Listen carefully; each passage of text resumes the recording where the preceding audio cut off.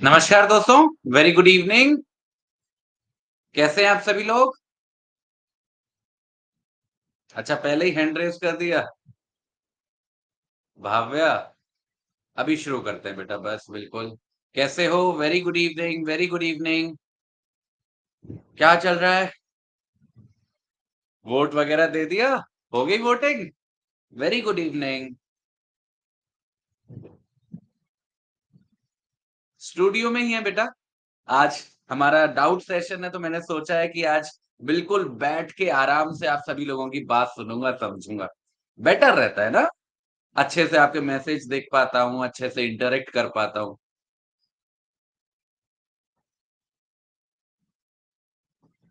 और बताओ क्या चल रहा है? सब बढ़िया?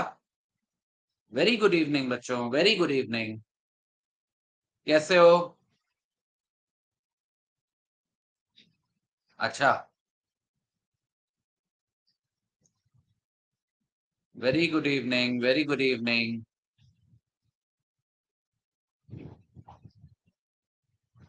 तो आज तो आप लोगों का दिन है, हाँ?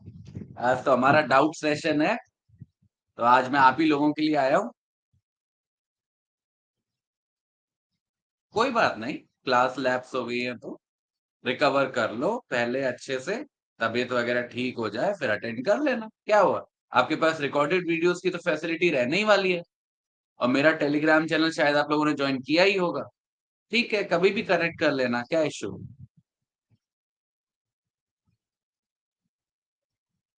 हाँ बेटा, हो गया।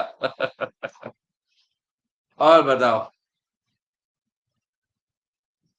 हाँ, यूट्यूब वगैरह तो चलता ही रहता है और अदरवाइज ऑल्सो टेलीग्राम पे आप मेरे को कभी भी मैसेज करो, कभी भी कुछ भी करो अगर कोई भी प्रॉब्लम हो। ऐसा थोड़ी ना कि कॉन्स्टिट्यूशन खत्म हुआ तो हमारा रिश्ता खत्म हो जाएगा, ऐसा। फॉर ऑल टाइम्स अवेलेबल, कभी भी कोई भी इशू हो, कोई भी प्रॉब्लम।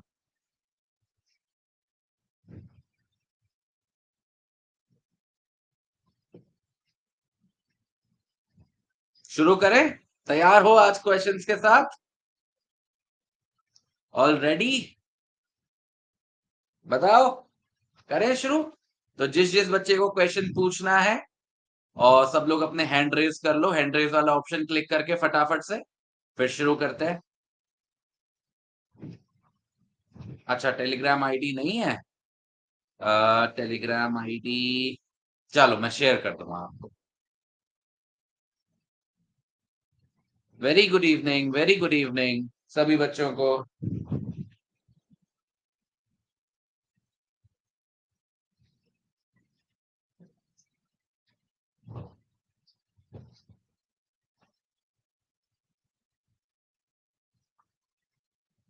कर लिया? बस 5 ही बच्चों को क्वेश्चन है बाकी? हाँ, मुझसे मिलने आए हो बस, कोई क्वेश्चन नहीं पूछना? इतना कंटेंट हम लोगों ने कवर किया है इस वीक तो। आपस में बातचीत मत करो, मेरे से बात करने आए हो। आपस में मत शुरू हो जाया करो।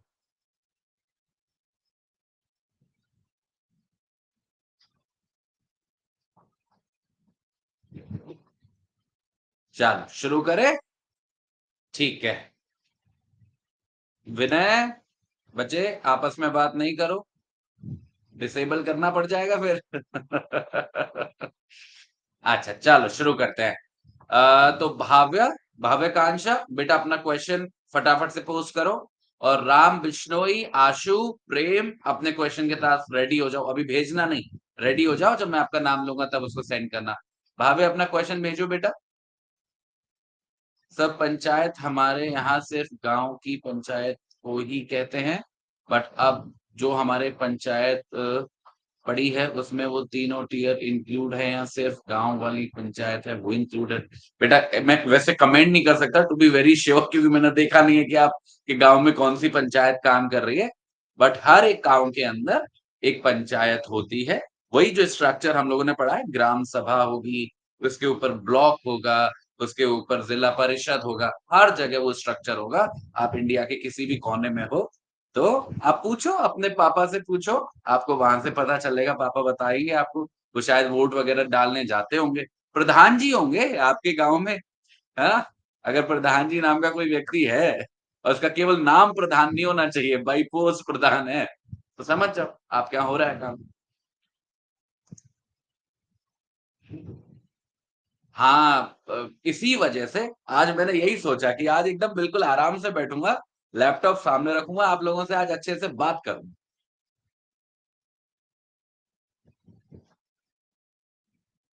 चलो अब बढ़ते हैं दूसरे क्वेश्चन पे। राम बिश्नोई, बेटा अपना क्वेश्चन भेजो।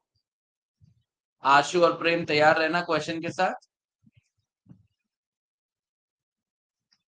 हाँ, तीनों इंक्लूड होते हैं बेटा, तीनों इंक्लूड होते हैं, तभी उसे पंचायती राज सिस्टम बोलते हैं लोग। हाँ बेटा, डाल दिया, वोट डाल दिया, इतनी चिंता मत करो मेरी।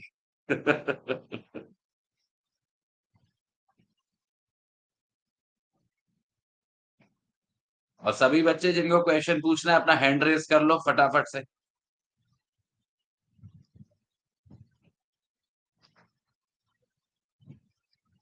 आशु क्वेश्चन भेजो फटाफट से, प्रेम क्वेश्चन भेजो अपना, सोनू उपाध्याय और अभय वर्मा क्वेश्चन के साथ रेडी रहो बेटा।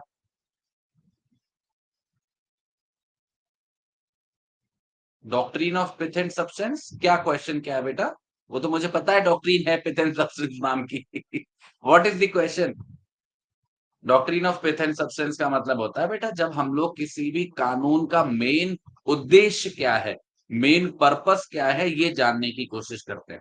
क्योंकि जब हमें मेन उद्देश्य पता चलता है किसी भी कानून का, तभी हम पता लगा पाते हैं कि वो स्टेट लिस्ट का सब्जेक्ट मैटर पे बनाया गया है या फिर यूनियन लिस्ट के सब्जेक्ट मैटर पे बनाया गया है। तो किसी भी कानून का उद्देश्य जानना, उसकी आत्मा को पहचानना कहलाया जाता है पिथ एंड सब्सटेंस। प्रेम का question. Sir, council of state और लेजिस्लेटिव काउंसिल बिल्स के रिगार्डिंग सेम पावर होते हैं? हाँ बेटा देखो, हम लोगों ने, आपको याद होगा कि देखो नॉर्मली जो जितने मान के चलो 95% जो बिल्स होते हैं उसमें प्रक्रिया सेम है। अगर एक ही असेंबली है, केवल लेजिस्लेटिव असेंबली है, तो कोई टेंशन ही नहीं है। वही कानून पारित करती है और वो पारित कर देती है, कानून बन जाता है गवर्नर के असेंट देते ही। पर अगर मान लीजिए कोई भी स्टेट है जिसमें लेजिस्लेटिव काउंसिल भी है, लेजिस्लेटिव स्टेट भी है, तो वहां लेजिस्लेटिव काउंसिल भी है और लेजिस्लेटिव असेंबली भी है। तो कभी कभार दोनों में बस डिफरेंस आता है, जैसे मान लो कोई मनी बिल है, याद होगा मैंने आपको मनी बिल पढ़ाया था, तो मनी बिल वगैरह के संबंध में लेजिस्लेटिव असेंबली पे ज्यादा पावर्स रहती है, बस। वरना 95% दोनों बिल्स पे, दोनों सदन से बिल पारित होता है और वो कहाँ पे जाता है? गवर्नर साहब के पास। बड़ा सिंपल सा प्रोसेस है। देखा जाए वैसे अपना जो इंडियन पॉलिटिकल स्ट्रक्चर है ना, वो कॉम्प्लिकेटेड बिल्कुल भी नहीं है। आप अमेरिकन पॉलिटिकल सिस्टम को देखोगे ना, आपका दिमाग घूम जाए। सेनेट क्या है, कांग्रेस क्या है, सेनेट में हर स्टेट से दो बंदे बैठे हुए हैं, कांग्रेस में अलग ड्रामा चल रहा है रिप्रेजेंटेटिव्स का। तो बहुत ही कॉम्प्लिकेटेड है, फिर बीच में प्रेसिडेंट भी है। In comparison to that British system ज्यादा इजी है टू अंडरस्टैंड, और इंडिया ने वही अडॉप्ट किया है। तो सेम सिस्टम चलता है। मैं ये मान के चलो, जो भी कुछ हमने केंद्र के संबंध में हमको पता है या हमने पढ़ा है, एज इट इज अप्लाई होता है स्टेट्स के मामले में। अच्छा, भाग्यश्री हैंड रेज नहीं हो रहा तो कोशिश करो, क्यों नहीं हो रहा, अभी दोबारा मुझे याद दिला देना, मैं आपसे पूछ लूंगा। अनिल बेटा पहले हैंड रेज करो अपना, आपकी बारी आएगी तब। फिर हम लोग चलते हैं अपने। प्रेम का हो गया। और जिस जिस बच्चे का क्वेश्चन होता जाए हैंड डाउन कर देना। राम बिश्नोई अपना क्वेश्चन भेजो बेटा। सोनू उपाध्याय और अभय वर्मा क्वेश्चन के साथ रेडी रहो। राम बिश्नोई क्वेश्चन भेजेंगे अपना। अच्छा ठीक है, बहुत बढ़िया। अनिल बेटा हैंड रेस कर लो, अभी आपकी बारी आएगी, फिर मैं आपका क्वेश्चन का आंसर कर दूंगा। राम बिश्नोई क्वेश्चन भेजिए।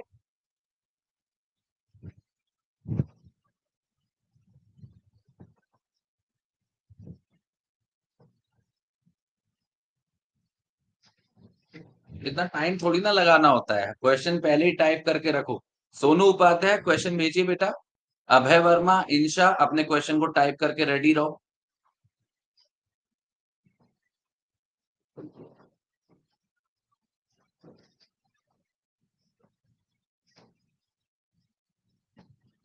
Doctrine of pith and substance और आर्टिकल 252 नहीं समझ आया था सर, प्लीज एक ओवरव्यू बता दीजिए एग्जाम्पल के साथ। और पंचायती राज का कंपोजिशन, देखो doctrine of pith and substance तो मैंने आपको अभी ही बताई कि जब भी हम किसी भी स्टैट्यूट का कोई भी कानून बनाया गया है, चाहे वो स्टेट असेंबली के द्वारा बनाया गया हो या फिर हमारी क्या कहते हैं पार्लियामेंट के द्वारा बनाया गया हो, हम ये जानने की कोशिश करते हैं कि कोई भी कानून क्यों बनाया गया, उसका मेन पर्पस क्या है, मेन उद्देश्य क्या है।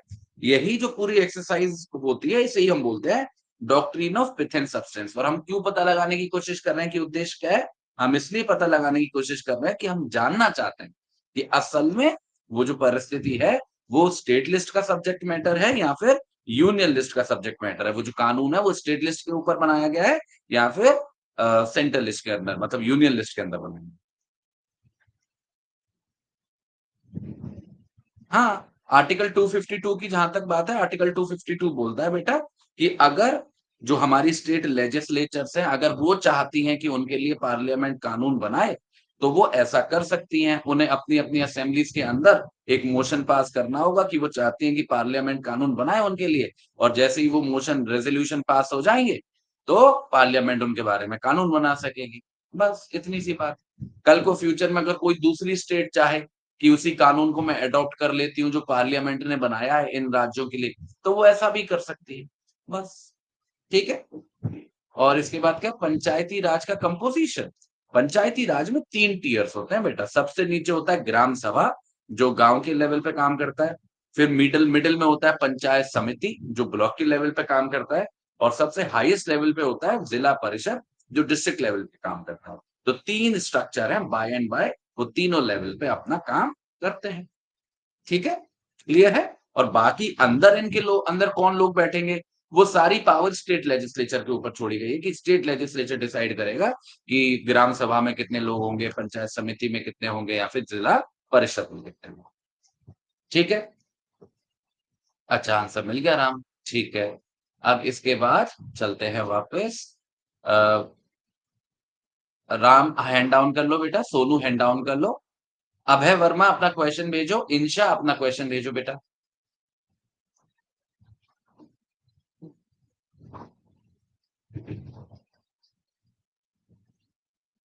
Sir in total how many states है bicameral legislature is Odisha include, वो तो आप गूगल मारो बेटा आपको पता चल जाएगा, मैंने आपको बताए भी थे। जितने मुझे याद आ रहे हैं, बिहार है, उसमें उत्तर प्रदेश है, उसमें महाराष्ट्र है, उसमें क्या कहते हैं तेलंगाना था, उसमें एक दो स्टेट्स और थे। गूगल पे मारोगे 1 मिनट में लिस्ट आ जाएगी।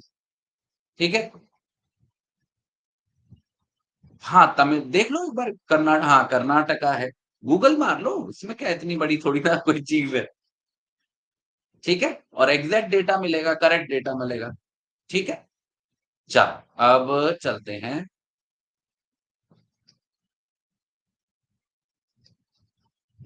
इंशा बेटा अपना क्वेश्चन भेजो।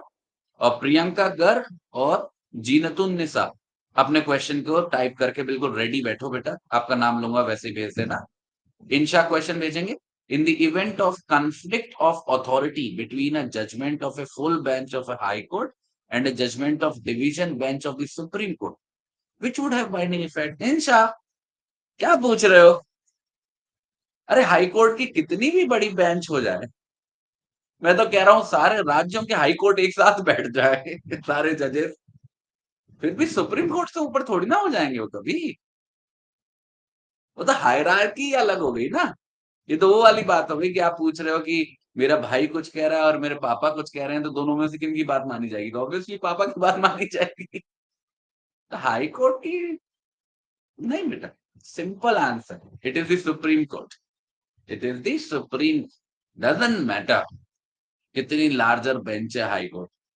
ठीक है, तो बच्चे अगर मेंस में ये क्वेश्चन पूछा जा रहा है ना, तो देखो मेंस में आपसे क्वेश्चन क्यों पूछा जाता है उसको भी समझने की कोशिश करो। मेंस में अगर कोई फैक्चुअल सिनेरियो दे रहा है, मतलब या ऐसी कोई कहानी आपको बैकग्राउंड दे रहा है, दी वेरी पर्पस इज कि बच्चा उस डिस्कशन को शुरू करे, बच्चा उस डिस्कशन में इन्वॉल्व हो। कई बार आपको ऐसा लगेगा कि किसी मेंस के क्वेश्चन को पढ़ोगे आप, आपको बड़ा आसान सा लगेगा, बड़ा बेसिक सा लगेगा, पर आपको उसका आंसर यस या नो में थोड़ी ना देना है उसको आपको इलेबोरेट करना होता है, दैट इज दी स्किल। ठीक है? बस इसी चीज़ को आप इलैबोरेट करना है। सुप्रीम कोर्ट की अथॉरिटी है, हमारा जो इंडियन जुडिशियल सिस्टम है उसमें जो हाईएस्ट कोर्ट है वो सुप्रीम कोर्ट है। फिर आर्टिकल 142 का ज़िक्र करना, फिर अलग-अलग टाइप की जुरिसडिक्शन बताना है सुप्रीम कोर्ट की, फिर हाई कोर्ट की। ठीक है? अ, नंदिनी बेटा हैंड रेज़ कर लो अपना बच्चे।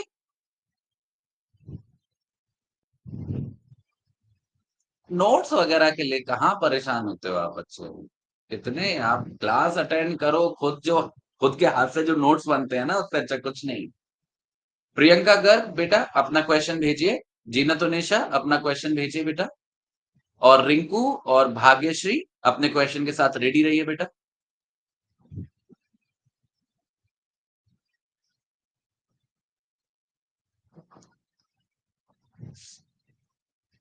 अच्छा, प्रियंका का क्वेश्चन है सर पंचायत सिस्टम तो एबलिश हो गया। किसने बोला बेटा? ये खबर कहाँ से मिली आपको? कोई सिस्टम एबलिश नहीं हुआ बेटा, इतनी मेहनत से तो बना है। हाँ, हमारे भारतीय संविधान आने के 42 साल बाद तो वो बन पाया है। आप उसको एबलिश कराने में लगे हो। कोई एबलिश नहीं हुआ बेटा, है चल रहा है, बढ़िया चल रहा है। ठीक है, जीनत निशा का क्वेश्चन। विक्टोरिया बेटा हैंड रेस करो, बेटा बेटी जो भी है हैंड रेस कर दो।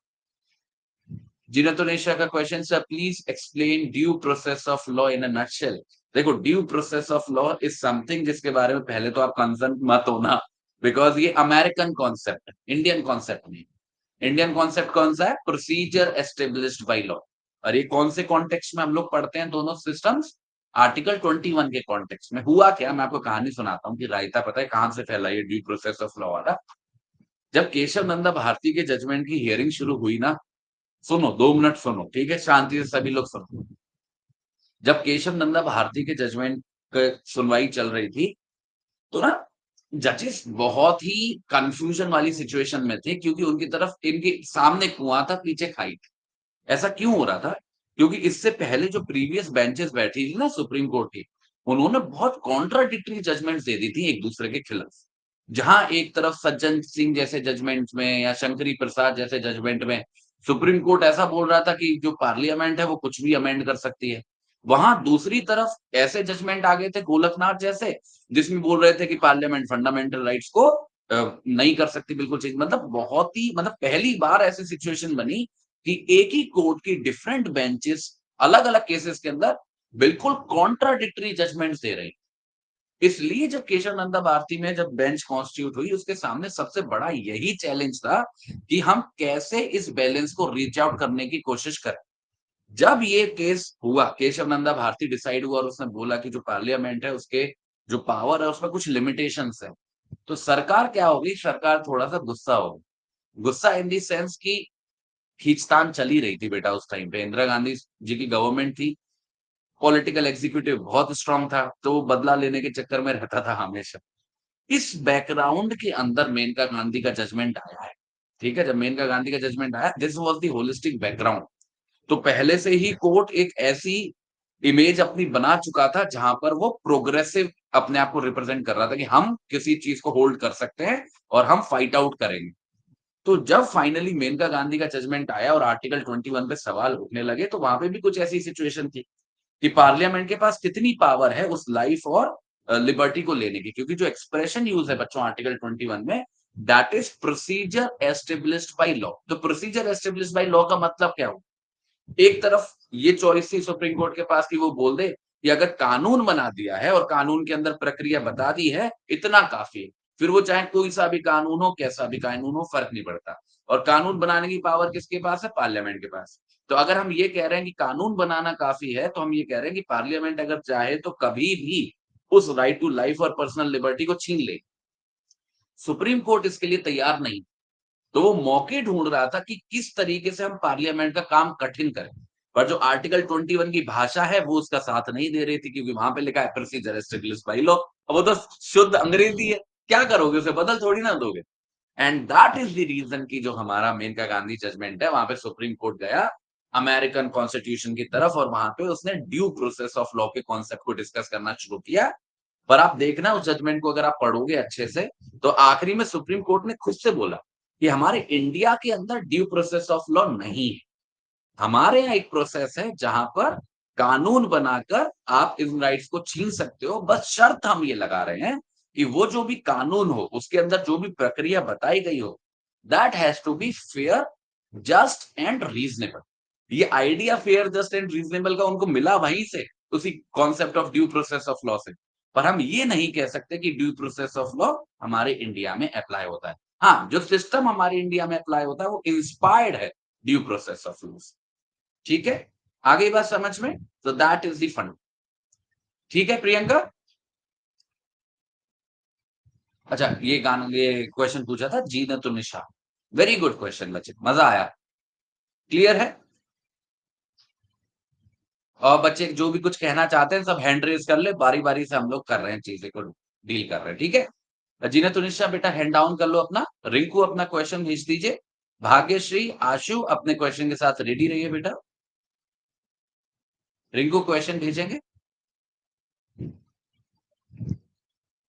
हाँ सोनाक्षी बेटा, डाउट सेशन चल रहा है, आप हैंड रेज कर लो। आपकी जैसा ही नाम लिया जाएगा आप अपना क्वेश्चन भेज देना। और बाकी सभी बच्चे जिन्होंने बाद में ज्वाइन किया है, इस अपॉर्चुनिटी को यूज करो। कोई भी प्रॉब्लम है, कोई भी क्वेश्चन है, कुछ भी समझ में नहीं आ रहा है, कुछ समझना है, कुछ कहना है, यूज दिस अपॉर्चुनिटी। पूरे हफ्ते में एक दिन आपका आता है, उसको यूज करो। बच्चे जल्दी क्वेश्चन भेजेंगे। रिंकू, भाग्यश्री बेटा अपना क्वेश्चन भेजिए। आशु और अनिल अपने क्वेश्चन के साथ रेडी रहिए।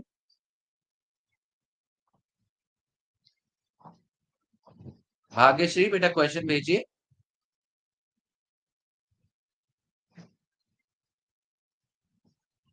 सर आर्टिकल 232 234 में कंफ्यूज है। न्यायाधीश की नियुक्ति में 7 इयर्स का एक्सपीरियंस होना चाहिए, पर न्यायिक सेवा में स्टेट पब्लिक सर्विस की सलाह से अदर का अपॉइंट होता है। समझ में नहीं आया मेरे, क्या बोलने की कोशिश कर रहे हो बच्चे? क्लैरिटी नहीं आ भाई क्वेश्चन में। एक बार देखता हूँ, शायद मुझे समझ में आ जाए। आप बात कर रहे हो सबऑर्डिनेट जुडिशरी की ना? Subordinate judiciary. हाँ, आप कह रहे हो 233 का 2। A person not already in the service of the union or the state shall only be eligible to be appointed a district judge if he has been for not less than 7 years। हाँ ठीक है, मतलब कोई भी व्यक्ति अगर पहले से जज नहीं है, अगर पहले से वो जज होने का पद नहीं संभाल रहा है और ऐसे व्यक्ति को अगर डिस्ट्रिक्ट जज बनना है, तो उसे 7 साल का एक्सपीरियंस चाहिए एज एन एडवोकेट। मैंने बताया था ना आपको, डिस्ट्रिक्ट जज बनने के 2 रास्ते हैं। एक तो रास्ता ये है कि आप डायरेक्ट बन जाओ। आप डायरेक्ट बनोगे तो आपको 7 साल का एक्सपीरियंस चाहिए होगा। अरे हायर जुडिशियल सर्विसेज का एग्जाम होता है ना, जब आप 35 साल के हो जाओगे तब आप हायर जुडिशियल सर्विस का एग्जाम भी दे सकोगे। तो उसमें यही 7 इयर्स का चाहिए होता है एक्सपीरियंस। वो यही तो है, आपको डायरेक्ट वो डिस्ट्रिक्ट जज बनाते हैं। ठीक है, और दूसरे कौन लोग होते हैं जो डिस्ट्रिक्ट जज बनते हैं? जो लोअर जुडिशरी से अब उनका प्रमोशन हो के जाता है। तो अगर आपका लोअर जुडिशरी में सिलेक्शन होगा तो आप भी एक दिन डिस्ट्रिक्ट जज बनोगे, पर आपको एडवोकेट वाला एक्सपीरियंस नहीं चाहिए होगा। आपका प्रमोशन होगा टाइम से। ठीक है, धीरे धीरे करके आप पहले सिविल जज बनोगे, फिर आपकी नेक्स्ट अपॉइंटमेंट होगी, फिर नेक्स्ट अपॉइंटमेंट होगी, फिर नेक्स्ट अपॉइंटमेंट होगी, तब जाके आप डिस्ट्रिक्ट जज के पद पे बैठ जाओगे। ठीक है, मुझे लग रहा है इसी बारे में शायद आप कंफ्यूजन हो गया था। हाँ बेटा, अपॉइंटमेंट देखो, स्टेट पब्लिक सर्विस कमीशन ही तो एग्जाम कंडक्ट कराती है आपका। सलाह शब्द इसलिए इस्तेमाल किया गया है, सलाह का मतलब क्या है? उन्होंने एक तरीका ढूंढ लिया। उनका तरीका क्या है कि हम एग्जाम कंडक्ट करेंगे, जो भी बच्चा एग्जाम क्रैक करेगा उसी के लिए सलाह चली जाती है। तो अगर आपका सिलेक्शन होता है कल को, तो हाई कोर्ट आपसे मिलने थोड़ी ना आएगा। द वेरी फैक्ट कि आपका सिलेक्शन हुआ है, आपका रिकमेंडेशन चला जाएगा हाई कोर्ट की तरफ से और पब्लिक सर्विस कमीशन की तरफ से, और आपका अपॉइंटमेंट हो जाएगा। तो एक तरीका है। 234 में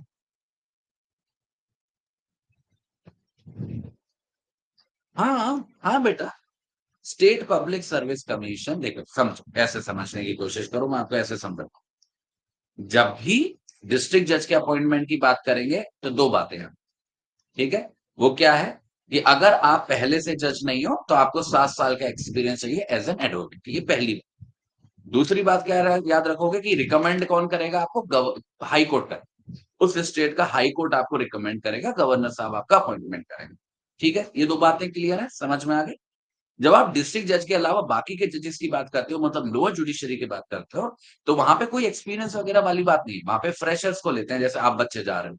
तो वहां पे बस आपको दो बातें याद रखनी है कि दो अथॉरिटीज इन्वॉल्व होती है। एक हाई कोर्ट तो होता ही है, उसके साथ साथ स्टेट पब्लिक सर्विस कमीशन भी होता है, जो आपका एग्जाम कंडक्ट कराता है। ये दोनों का कंसल्टेशन होता है, दोनों रिकमेंड करते हैं और गवर्नर साहब अपॉइंट करते हैं। ठीक है, क्लियर है?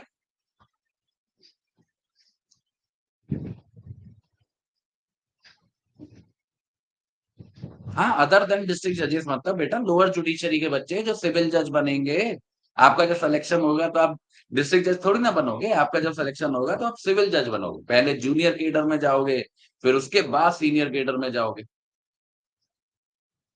बस जितना मैं तभी तो मैं कहता हूँ कि बाल की खाल निकालते हैं ना, तो इससे हमारे कॉन्सेप्ट और वीक हो जाते हैं। जितना बोला जाए उतना क्लियरली दिमाग के अंदर बिठा लिया कर, बस बस। ठीक है, क्लियर है भाग्यश्री? अनिल बेटा हैंड रेस करो, आपकी बारी आएगी तो पूछ लेना जो भी पूछना। शुभम गर्ग बेटा अपना क्वेश्चन भेजो। कनिष्का गुप्ता, आदित्य जोशी अपने क्वेश्चन के साथ रेडी हो जाओ बेटा।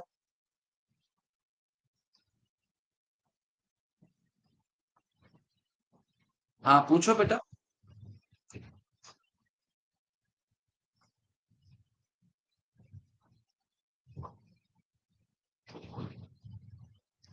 शुभम गर्ग क्वेश्चन भेजिए बेटा। कनिष्का गुप्ता रेडी हो जाइए क्वेश्चन के साथ। हाँ, पंचायत मेंबर की एज 21 ईयर्स। पंचायत की बात हो चाहे म्युनिसिपैलिटी की बात हो, एज है 21 years. Shubham Garg, in what cases governor can reserve will for consideration of president? देखो, समझ लो, कोई भी गवर्नर के पास किसी भी स्टेट के ये बहुत बड़ा डिस्क्रेशन होता है कि जब भी उसको अगर ऐसा लगे, ये डिस्क्रेशन है उसका, जब भी उसको ऐसा लगे कि कोई भी बिल जो स्टेट लेजिस्लेचर लेके आई है, जिसके बारे में वो कानून बनाने की सोच रही है, उसके बारे में हमको कंसल्ट कर लेना चाहिए प्रेसिडेंट। तो गवर्नर के पास ये डिस्क्रेशन है कि वो ऐसे किसी भी बिल को रिजर्व कर सकता है प्रेसिडेंट साहब की असेंट। और आपको याद होगा, मैंने आपको एक बात बताई कि वैसे तो आमतौर पर जो गवर्नर एक्ट करता है, वो स्टेट की जो काउंसिल ऑफ मिनिस्टर होती है और जो चीफ मिनिस्टर होता है, उनकी एड और एडवाइस पे काम करता है। पर उसकी उसी आर्टिकल के अंदर एक बात लिखी हुई थी कि जहां पे भी उससे एक्सपेक्टेड होगा कि वो अपने डिस्क्रेशन को एक्सरसाइज करे, तो वहां पे उसको अपने डिस्क्रेशन को ही एक्सरसाइज करना है, मतलब अपनी मर्जी से ही फैसला लेना है। ये वाली जो बात है कि बिल को रिजर्व करना प्रेसिडेंट की असेंट के लिए या प्रेसिडेंट को दिखाने के लिए, ये वही पावर्स में से एक है जहां पर गवर्नर जो है अपने खुद के डिस्क्रेशन को एक्सरसाइज करता है। और जब भी किसी भी कारणवश कोई भी बिल हो, फर्क नहीं पड़ता, उसको ऐसा लगता है कि प्रेसिडेंट साहब को दिखाना चाहिए, प्रेसिडेंट साहब की असेंट जरूरी है, वो उसको प्रेसिडेंट साहब के सामने भेज सकता।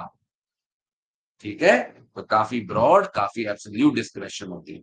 In fact this is quite reality कि प्रेसिडेंट के मुकाबले गवर्नर का पद ज्यादा आजाद पद है, क्योंकि वहां पे डिस्क्रेशन काफी मामलों में दिया गया है जो प्रेसिडेंट साहब के पास नहीं। This is one of the factors. ठीक है, क्लियर है बेटा? शुभम, कनिष्का गुप्ता बेटा अपना क्वेश्चन भेजो। आदित्य जोशी, इंशा अपने क्वेश्चन के साथ रेडी रहेंगे।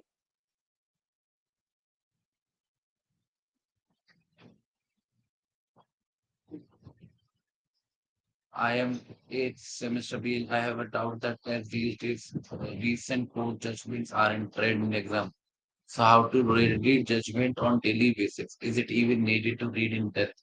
If yes, how to select the judgment and not maybe? Further, sir, as you mentioned that the seats which are reserved for SC/ST women keep rotating, but there is an MP seat I know where only scheduled caste is there from quite long. अच्छा, ठीक है, clear. चल, कनिष्का के दो सवाल हैं, दोनों को बारी बारी से देते हैं। पहले वो पूछ रही है कि क्या कहते हैं, आजकल एग्जाम्स में रीसेंट जजमेंट बहुत पूछने लगे हैं, तो उनकी प्रिपरेशन कैसे करी जाए? क्या हमको कोई भी जजमेंट को पूरा पढ़ना चाहिए, या फिर अगर हम लोग जजमेंट्स को पढ़ भी रहे हैं तो कैसे सेलेक्ट करें हम किसको पढ़ना है किसको नहीं पढ़ना? देखो बच्चे, इसके लिए देखो, ये बात मैंने आपको शुरू में भी बोली थी जब हम लोग कॉन्स्टिट्यूशन पढ़ना शुरू कर रहे थे। अभी आपको लगेगा कि आपके पास बहुत टाइम है, ऐसा आपको फ़ील होगा, पर बच्चे ये मान के चलिएगा आपके पास बहुत ज़्यादा टाइम नहीं है, ठीक है? जिस दिन आप फुल फ्लेजेड तैयारी में लग जाओगे, उस दिन आपके पास इतना समय होगा ही नहीं बेटा, कि आप कोई भी जजमेंट 30 पन्ने की, 40 पन्ने की बैठ के पढ़ रहे हो। चाहे कितना भी फ़ायदा होता हो उससे फ़र्क नहीं पड़ता। आपको टाइम मिलेगा ही नहीं। This is one of the points. Second point, आपको कोई कितना भी ज्ञान दे, कितनी भी मोटी-मोटी किताबें बेच दे, केस लॉस के नाम पे, हमेशा याद रखिएगा, जब मेंस में आप आंसर लिखते हो, बहुत ज़्यादा से ज़्यादा आप किसी भी केस के ऊपर 3 या 4 लाइन लिख पाओगे, उससे ज़्यादा लिख ही नहीं सकते। टाइम होता ही नहीं है। अगर आपको नहीं विश्वास होता तो कभी टाइम लगा के आंसर लिखने की प्रैक्टिस करना। खुद आपको पता चल जाएगा कि 20 मिनट में मैं क्या ही लिख पा रहा हूँ। तो कई बार मैंने देखा है कि बच्चे केस लॉस के ऊपर कुछ बहुत ज़्यादा ही मेहनत करते हैं। उनके फैक्ट्स तैयार करते हैं 2-2 पैरा के, फिर इश्यू बनाते हैं 2-2 पैरा के, फिर उनका रेशियो तैयार करते हैं 2-2 पैरा के। मैं साफ-साफ कह देना चाह रहा हूँ ऐसे सभी बच्चों को, आप मेहनत कर रहे हो, बहुत अच्छी बात है, पर ये मेहनत बिल्कुल काम नहीं आने वाली है आपकी। बल्कि ये मेहनत आपको नुकसान करेगी, रीज़न बीइंग क्योंकि आपने एक केस पढ़ा है 50 लाइन, पर एग्ज़ाम में आपको टाइम मिल रहा है 3 लाइन लिखने का। तो आप वहाँ पे इतनी सी देर में ये डिसाइड नहीं कर पाओगे कि उन 50 लाइनों में से कौन-सी 3 लाइन मुझे यहाँ लिखनी है। तो उसका फ़ायदा नहीं हुआ, उसका नुकसान हुआ, जो लिखना चाहिए था आप वो लिख नहीं पाओगे। To be very honest, to be very serious. आप बच्चे कभी भी केस लॉस को तैयार करो, फ़र्क नहीं पड़ता कि वो रीसेंट जजमेंट्स हैं या किसी सब्जेक्ट से रिलेटेड है। और ये केवल कॉन्स्टिट्यूशन की बात नहीं, it is about every subject. क्योंकि ऑन एन एवरेज एक आंसर के अंदर आप कम से कम 3 जजमेंट सुसाइड करोगे ही करोगे। आप ये मान के चलो किसी भी जजमेंट के अंदर अपने नोट्स में 4 लाइन, 5 लाइन से ज़्यादा मत लिखो। मैं आपको बता रहा हूँ टू बी वेरी फ्रैंक। पर हाँ, जो वो 4-5 लाइन लिखो, उनको अच्छे से समझ लेना और उनको अच्छे से याद कर लेना कि वहाँ पे जब लिखने का मौका आए, तो सोचना ना पड़े, पंखा ना देखना पड़े ऊपर बैठ के। ठीक है? तो बहुत ही ज़्यादा एक्सक्लूसिव कंटेंट बनाना पड़ेगा बेटा केस लॉज़ के ऊपर। ठीक है? तो अपना टाइम वेस्ट मत करना, केस लॉज़ कवर करो, हर टॉपिक के ऊपर करो और हर टॉपिक के ऊपर 50 केस लॉज़ पढ़ने की ज़रूरत नहीं होती बेटा। ठीक है? जो भी आपको पसंद आ रहे हो 3 topic, 3 case law, 4 case law बहुत है और हर एक के ऊपर 4 लाइन, 5 लाइन बहुत है और वो 4-5 लाइन उसी चीज़ के बारे में होनी चाहिए जिसके लिए आप उस केस को यूज़ करने वाले हो। That's it. मैं आपको बता रहा हूँ, आपको बहुत मज़ा आ रहा होगा केसों की कहानी सुनने में कि इस केस में ये हुआ था, इस केस में वो हुआ था। मैं लिख के दे सकता हूँ आप लोगों को कि आप मुझसे खुद आके कहोगे कि सर हम इतना पढ़ के गए थे पर हम कुछ भी नहीं लिख पाए and that is true. That is very, very true. तो अपने नोट्स बहुत स्पेसिफिक बनाएँ। अब आता हूँ रीसेंट जजमेंट की बात। आपको टाइम नहीं मिलेगा, अगर मैं यहाँ पे बैठ के बोल भी दूँ कि बेटा आपको जजमेंट पढ़नी है, पूरी पढ़नी है, आप नहीं पढ़ पाओगे। आप 2 दिन पढ़ोगे, 3 दिन पढ़ोगे, चौथे दिन आपको टाइम ही नहीं मिलेगा, टू बी वेरी फ्रैंक। तो बच्चे शॉर्टकट अपनाना पड़ेगा and what is that shortcut? देखो, जितनी भी रीसेंट जजमेंट्स हैं, उनके साथ प्रॉब्लम पता है क्या होती है? जैसे मैं रोज़ लीगल करंट अफेयर का सेशन लेता हूँ यूट्यूब पे। आप मानोगे नहीं, वो सेशन तो शायद 40 मिनट्स का होता है, 45 मिनट्स का होता है मैक्सिमम, पर उसका कंटेंट रेडी करने में मेरे को 2 से 3 घंटे लगते हैं पर डे। क्योंकि उन इम्पोर्टेंट केसेस को ढूँढना, जो एग्ज़ाम के लिए इम्पोर्टेंट है, that is the most time consuming process. अगर आप वो प्रोसेस खुद से करने बैठोगे ना, क्योंकि एक दिन में लाइव लॉ पे 50 न्यूज़ आती हैं। एक दिन में बार एंड बेंच पे 50 न्यूज़ आती हैं। उसमें से ढूँढना कि which one is going to be relevant, वो बहुत टाइम टेकिंग प्रोसेस है। तो आप लीगल करंट अफेयर्स के सेशन अटेंड करो, किसी के भी करो, फ़र्क नहीं पड़ता बेटा। आपको मेरे अच्छे नहीं लगते, किसी और के अच्छे लगते हैं, अटेंड करो, फ़र्क नहीं पड़ता। पर हाँ, वहाँ पे जो आपको जजमेंट्स बताई जा रही हैं और जो पॉइंट्स बताए जा रहे हैं, उनको लिखते चलो 3-4 लाइन। 3-4 लाइन, 5 लाइन, एक अलग से रजिस्टर बना लो रीसेंट जजमेंट्स का। जब एग्ज़ाम आ जाए तो उन पे एक-एक नज़र मार लें। तो अगर कोई आंसर लिख रहे हो, आपने 3 लैंडमार्क जजमेंट लिख दी हैं और 1 रीसेंट डाल दी, परफेक्ट आंसर है। वो बिल्कुल परफेक्ट आंसर है। वो एक रीसेंट डालने की वजह से आप वैसे देखो आप एक बात नोटिस करना, मैं आपको जो भी जजमेंट्स पढ़ा रहा हूँ कॉन्स्टिट्यूशन में, कोई भी मैं मतलब कोई ऐसी जजमेंट हो जाए कि जिसको पढ़ाना मजबूरी ही है, तो ही मैं आपको कोई पुरानी जजमेंट पढ़ाता हूँ, वरना हमेशा मेरी कोशिश रहती है कि आपको जजमेंट 2018, 17, 19, 20, 21, 22 की ही पढ़ो, क्योंकि वो रीसेंट जजमेंट की ही कैटेगरी में आएगी और बहुत अच्छा इंप्रेशन डालें। तो लीगल करंट अफेयर्स के सेशन को फॉलो करो, वहां से उन सेशंस के नोट्स बनाओ 3-4 लाइन में और एक रजिस्टर मेंटेन कर लो। That is the only advice जो आपको फॉलो करनी चाहिए रीसेंट जजमेंट से बाहर। ठीक है? जहां तक बात रिजर्वेशन की है बेटा, जब भी रिजर्वेशन होता है, चाहे वो लोकसभा में हो, राज्यसभा में हो, चाहे पंचायती राज सिस्टम में हो या किसी भी और संस्था में हो, बच्चे कभी भी किसी एक सीट को परमानेंटली फिक्स नहीं करते हैं किसी भी कम्युनिटी के लिए। हमेशा रिजर्वेशन रोटेशन बेसिस पे ही होता है, क्योंकि फॉर एग्जांपल आप एग्जांपल मान लो मैं जिस लोकेलिटी पे रहता हूँ, मेरी लोकेलिटी की जो सीट है, अगर वो शेड्यूल कास्ट के लिए ही रिजर्व कर दोगे हमेशा के लिए, तो मैं तो जनरल कैटेगरी का बंदा हूँ, मेरे साथ तो अन्याय हो गया ना। मेरे साथ तो अन्याय हो गया ना। मैं नहीं देना चाहता शेड्यूल कास्ट के बंदे को वोट, या फिर मैं खुद लड़ना चाहता हूँ अपनी कॉन्स्टिट्यूएंसी से इलेक्शन, तो मेरे को एक बार रोक सकते हो, पर हमेशा थोड़ी ना रोक सकते हो। That would be a violation of the constitution बेटा। दैट इज द रीजन कि हमेशा रिजर्वेशन रोटेशन बेसिस पे हो। तो आप एक बार क्रॉस चेक कर लेना कि आप बोल रहे हो कि वो जो सीट है वो शेड्यूल कास्ट के लिए ऐसा हो सकता है कि शेड्यूल कास्ट का बंदा बार बार जीत रहा हो, दैट इज पॉसिबल। पर ये नहीं शायद सही होगा कि वो सीट रिजर्व्ड ही शेड्यूल कास्ट के लिए, क्योंकि शेड्यूल कास्ट का बंदा जरूरी नहीं है ना कि उसी सीट से लड़े जो रिजर्व्ड है। वो तो नॉर्मल सीट पे भी लड़ सकता है, नॉर्मल सीट पे तो कोई भी लड़ सकता है, जनरल कैटेगरी का भी लड़ सकता है, एससी भी लड़ सकता है, वुमेन भी लड़ सकती है, एसटी भी लड़ सकता है। तो ऐसा कई बार हो जाता है कि किसी लोकेलिटी में एक ही बंदा बहुत पॉपुलर है और वो किसी धर्म का वो बार बार जीत रहा है, पर इसका मतलब ये नहीं है कि वो सीट रिजर्व्ड है उस पर्टिकुलर कम्युनिटी। ठीक है? उम्मीद है बेटा आपको आंसर मिल गए होंगे कनिष्का। हाँ, तो एमसीक्यूज भी तो बेटा तैयार हो रहे हैं, 3-4 लाइन लिखोगे तो एमसीक्यू नहीं कर पाओगे क्या? जैसे मैंने कोई जजमेंट बताई आपको अपने सेशन के अंदर, उसमें समझाया क्या होता है, तो उसके ऊपर एमसीक्यू आएगा तो कर ही लोगे। एमसीक्यू तो करना ज्यादा आसान है, डिस्क्रिप्टिव आंसर लिखना इज हार्डर।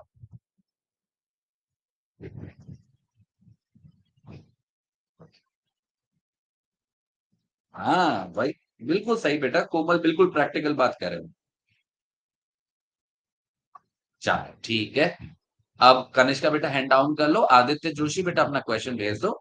इंशा और प्रेम अपने क्वेश्चन के साथ तैयार रहो बेटा।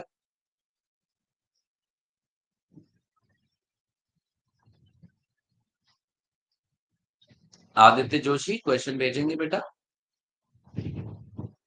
इंशा क्वेश्चन भेजेंगे बेटा। इंशा, गुड इवनिंग स्वीटी। बेटा अगर कोई क्वेश्चन पूछना है तो हैंड रेज कर लो अपना, और जो भी बच्चों ने नया ज्वाइन किया है किसी को भी क्वेश्चन पूछना है हैंड रेज कर लो अपना। अच्छा, why Indian judicial services still not implemented? Pure politics. ठीक है, मैं वैसे कभी भी क्लासेस में या कभी भी आई डू नॉट लाइक कि मैं कभी अपने पॉलिटिकल व्यूज लूं, और टू बी वेरी ऑनेस्ट मैं पॉलिटिकल व्यूज रखता भी नहीं हूं। ठीक है, पर क्योंकि आपने क्वेश्चन पूछा है तो मैं उसका जवाब दे रहा हूं कि इंडियन जुडिशियल सर्विसेज ना आने के पीछे the only factor is politics. और देखो, कोई भी सिस्टम जब चल रहा होता है तो कुछ लोगों के उसमें हित जुड़े हुए होते हैं और वो नहीं चाहते हैं कि सिस्टम चेंज। ठीक है, जुडिशरी के साथ साथ में सामने आजकल आज के समय पे वही हो रहा है कि जिनके पास पावर है चेंज लाने की, वो खुद ही चेंज नहीं लाना चाहते हैं फॉर द रीजन कि उनके वेस्टेड इंटरेस्ट है। कोई भी नहीं चाहता कि उनके हाथ से पावर छिन। वरना हमारी जुडिशरी के लिए, और केवल हम बच्चों की बात नहीं कर रहे हैं जो जज बनना चाहते हैं, अदरवाइज ऑल्सो आम जनता के लिए भी आज के समय पे कुछ उससे अच्छा नहीं हो सकता कि हमारे यहाँ एक ऐसा सिस्टम बने कि जुडिशरी सर्विसेज के अपॉइंटमेंट्स के लिए यूपीएससी जैसा एग्जाम होने लगे। सच बता रहा हूँ आप लोगों को पता भी नहीं चलता कि आप लोगों के साथ कितनी अनफेयरनेस होती है। To be very frank, you don't have the idea कितना होता है। और अभी तो आप जॉब में घुसे नहीं हो, it is not about getting the job. Job में घुसोगे, प्रमोशन के लिए आप देखना क्या क्या नहीं होता है इस सर्विस के अंदर, क्या क्या नहीं। मेरे तो इतने दोस्त हैं लोअर जुडिशरी में, हायर जुडिशरी में, आप सुन के डर जाओगे। सच बता रहा हूँ, आप सुन के डर जाओगे, इतना बुरा हाल होता है। तो it is need of the hour. और मैं मुझे पता नहीं क्यों लगता है होने वाला होगा।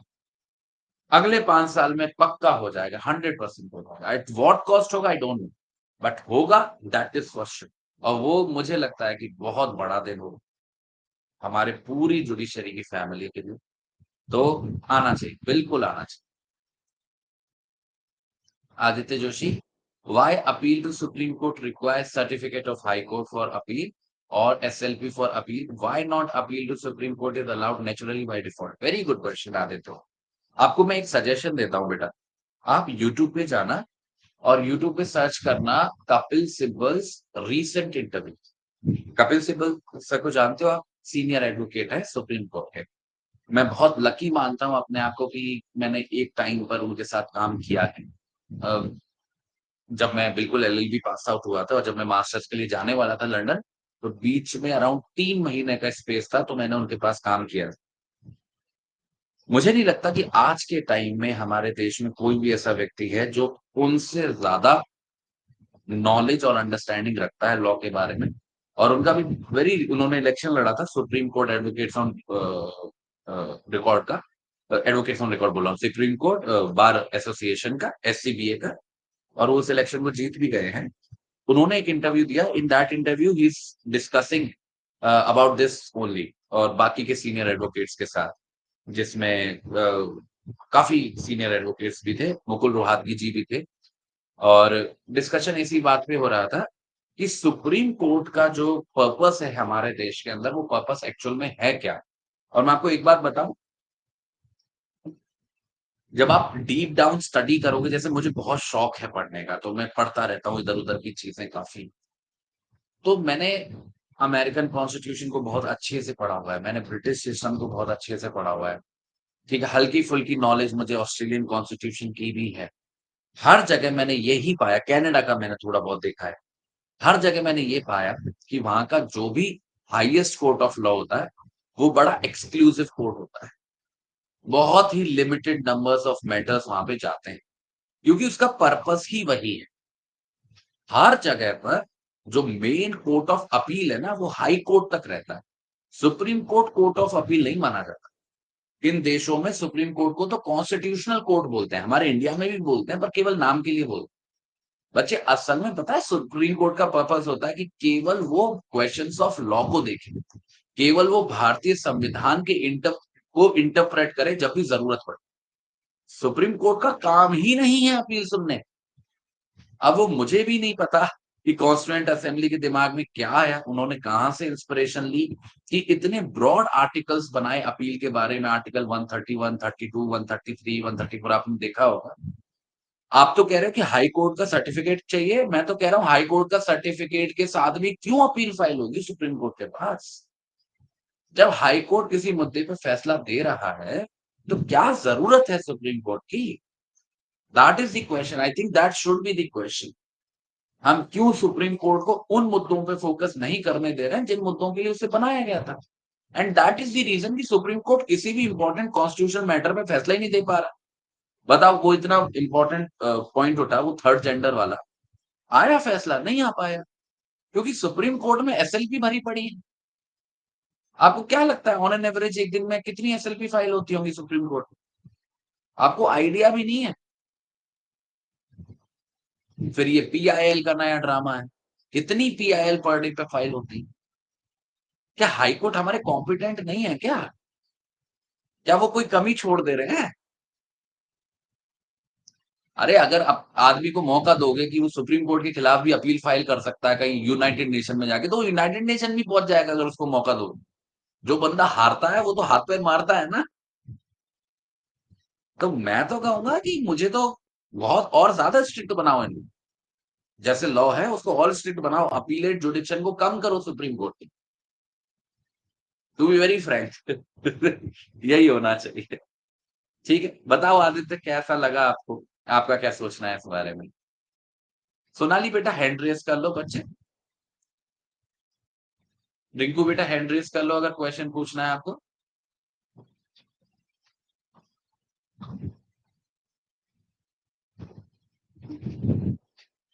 अब चलते हैं नेक्स्ट बच्चे पे। प्रेम बेटा क्वेश्चन भेजिए अपना। अनिल जोशी, नंदिनी शर्मा अपने क्वेश्चन के साथ रेडी हो जाइए। आदित्य बेटा अपना हैंड डाउन कर लीजिए।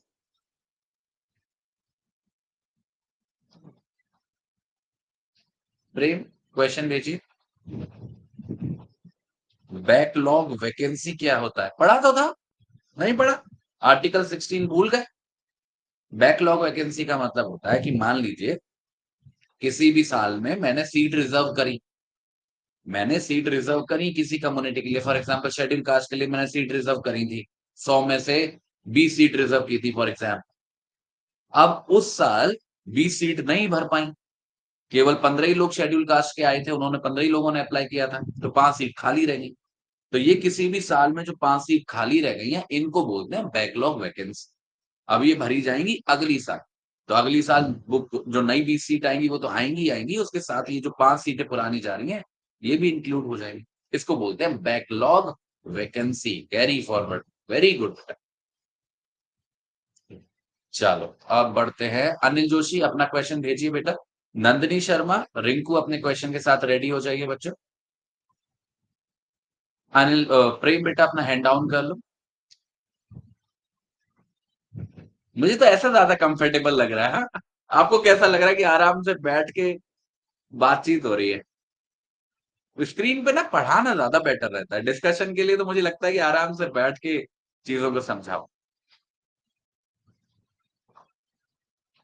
क्या सर, डॉक्ट्रिन्स नहीं समझ आ रहा है? कौन सा डॉक्ट्रिन नहीं समझ में आ रहा है? डॉक्ट्रिन तो हमने बहुत पढ़े हैं, अभी पिथन सब्सटेंस तो मैंने आपको अभी बताया था, बच्चे ने पूछा था। डॉक्ट्रिन ऑफ कलरेबल लेजिस्लेशन होती है। डॉक्ट्रिन ऑफ कलरेबल लेजिस्लेशन का मतलब होता है कि जब हम दिखाते कुछ है और करते कुछ है, मतलब कोई भी विधायिका जो है कानून बनाने की कोशिश कर रही है, ऐसे सब्जेक्ट मैटर पे कानून बनाने की कोशिश कर रही है जिसके बारे में उसके पास पावर नहीं है। मानो स्टेट लेजिस्लेचर जो है ऐसे मुद्दे पे कानून बनाने की कोशिश कर रही है जो यूनियन लिस्ट का सब्जेक्ट मैटर है, और चालाकी ये दिखा रही है कि उस क्वेश्चन को, उस कानून को ऐसे फ्रेम कर रही है कि उसको देखने से लग रहा है कि ये तो स्टेट लेजिस्लेटिव असेंबली के पास पावर है इसके बारे में, मतलब स्टेट लिस्ट का सब्जेक्ट मैटर है। तो जहां पे हम दिखाने की कोशिश करते हैं कि हमारा सब्जेक्ट मैटर है पर असल में वो हमारा सब्जेक्ट मैटर नहीं होता है, इसको बोलते हैं डॉक्ट्रिन ऑफ कलरेबल लेजिस्लेशन। इसका प्रिंसिपल भी है कि जो आप डायरेक्टली नहीं कर सकते वो आप इनडायरेक्टली भी नहीं कर सकते। और बताओ, डॉक्ट्रिन ऑफ रेपुग्नेंसी का मतलब होता है बेटा, इसमें मैंने आपको आर्टिकल 13 में ये आपको बात बताई थी। रेपुग्नेंसी का मतलब होता है अगर कोई भी कानून है जो अगेंस्ट जाता है किसी भी फंडामेंटल राइट के, तो वो जो टू द एक्सटेंट अगेंस्ट जा रहा है उस हद तक वो वॉइड हो जाता है। इस बात से जुड़ी होती है डॉक्ट्रिन ऑफ हार्मोनियस कंस्ट्रक्शन। इसके अंदर क्या होता है कि जब भी दो कानूनों में कंफ्लिक्ट होता है, जैसे फंडामेंटल राइट में एक तरफ या फिर कोई कानून बनाया विधायिका ने उसमें एक तरफ, इन दोनों में क्लैश हो रहा है, तो कोर्ट हमेशा ये कोशिश करेगा कि उन दोनों को इस तरीके से इंटरप्रेट करे कि दोनों में से कोई भी वॉइड करार ना करना पड़े। तो ये पूरी कहानी है जो रेपुग्नेंसी से निकलती हुई हार्मोनियस कंस्ट्रक्शन की डॉक्ट्राइन तक पहुंचती। बड़ी सिंपल सिंपल सी बात है। प्रीति बेटा हैंड रेस कर लो अपना, अभी आपकी बारी आएगी। क्लियर है अनिल बेटा, समझ में आया? आपने क्लासेस अटेंड करी है सारी? आर्टिकल 13 मैंने समझाया था तब आपने अटेंड किया था क्लास? एक तो वहां पे डॉक्ट्रिन डिस्कस हुई थी, आर्टिकल 13 डिस्कस होते हुए, और एक हुई थी जब हम लोगों ने आर्टिकल 246 पढ़ा था, शेड्यूल 7 पढ़ा था तब। क्लियर है बेटा? अनिल, नंदनी बेटा अपना क्वेश्चन भेजो।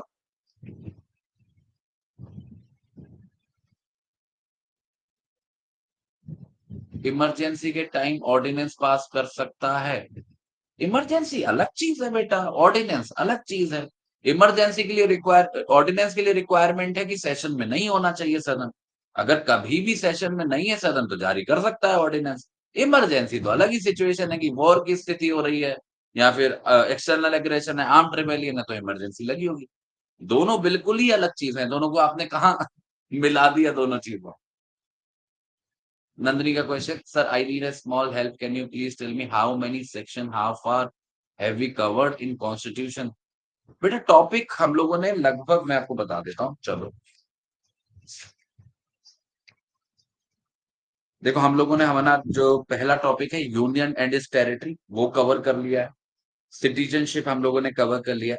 फंडामेंटल राइट्स हम लोगों ने कवर कर लिया। डीपीएसपी हम लोगों ने कवर कर लिया।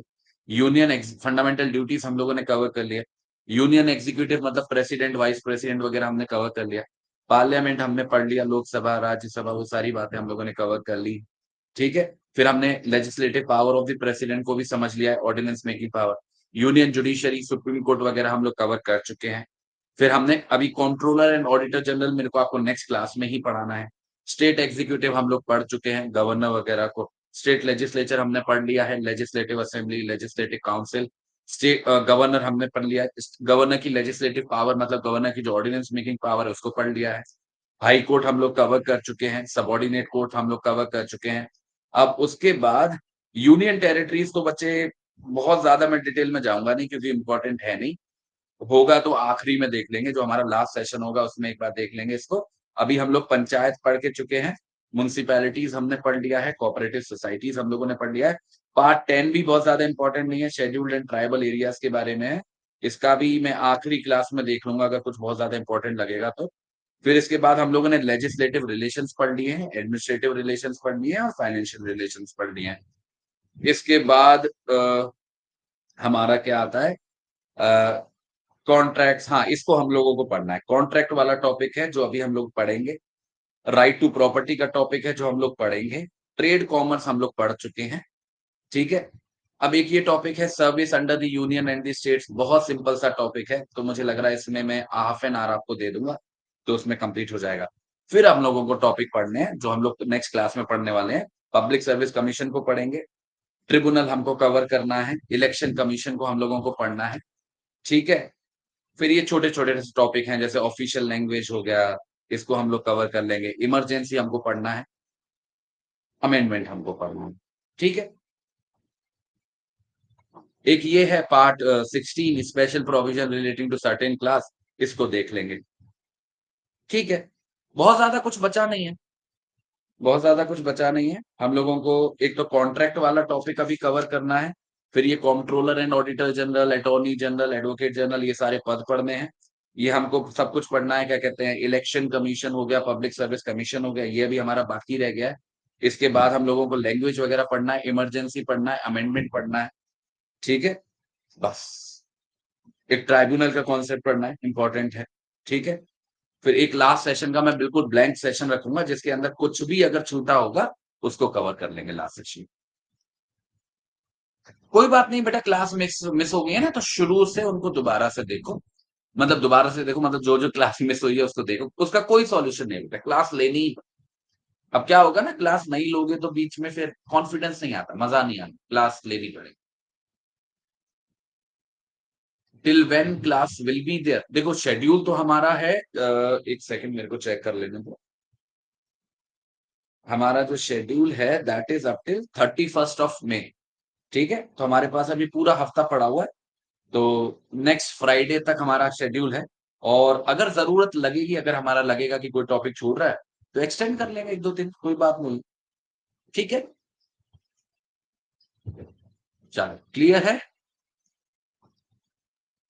अनिल ने पूछ लिया था क्वेश्चन, अनिल ने शायद पूछ लिया था ना।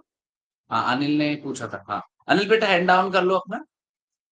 नंदिनी शर्मा ने पूछ लिया क्वेश्चन, बच्चा ही हाँ नंदिनी शर्मा ने पूछ लिया। अब उसके बाद रिंकू अपना क्वेश्चन भेजो बेटा। जून राही अपने क्वेश्चन के साथ रेडी रहो बेटा। जून राही अपने क्वेश्चन के साथ रेडी रहो। रिंकू अपना क्वेश्चन भेजो बेटा।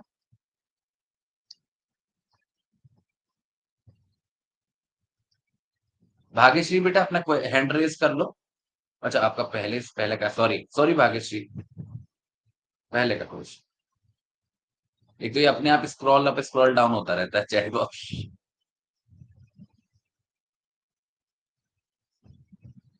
सर राइट टू स्पीच और एक्सप्रेशन किसी इंडिविजुअल को मिल सकता है, और किसको मिलेगा बेटा,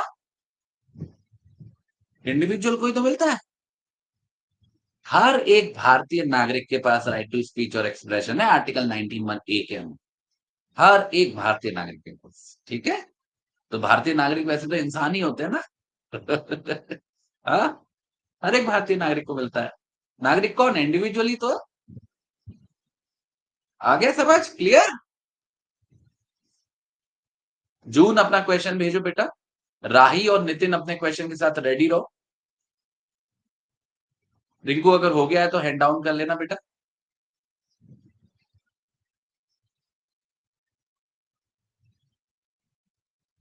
अभी पता नहीं बेटा कौन सा नया सब्जेक्ट होगा जो अलॉट होगा। मैं तो सिविल साइड्स के सारे सब्जेक्ट पढ़ा दूं। मेरे को तो सारे सब्जेक्ट पढ़ाने में मजा आता है। कुछ भी पढ़वा लो सिविल साइड का, मेरे को इंटरेस्टिंग लगता है वो।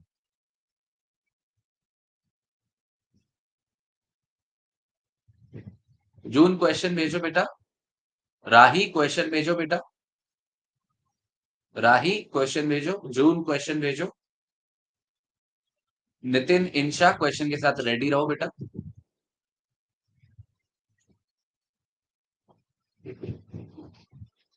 अच्छा आपने भेज दिया है।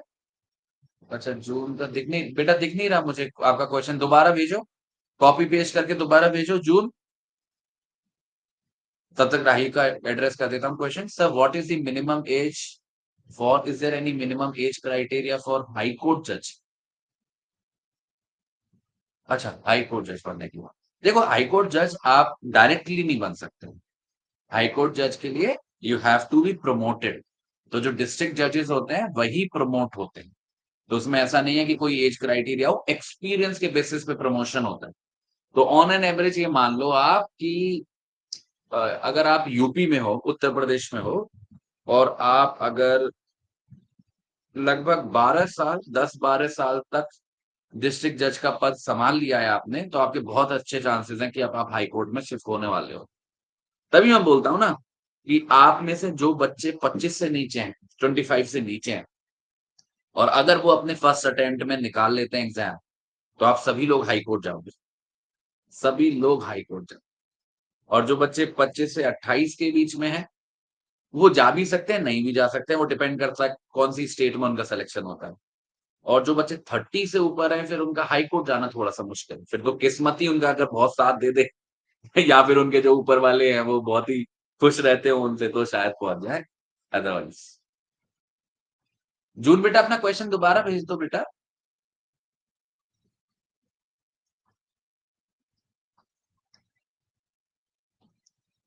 राही काफी अच्छा नाम है बेटा आपका, राही।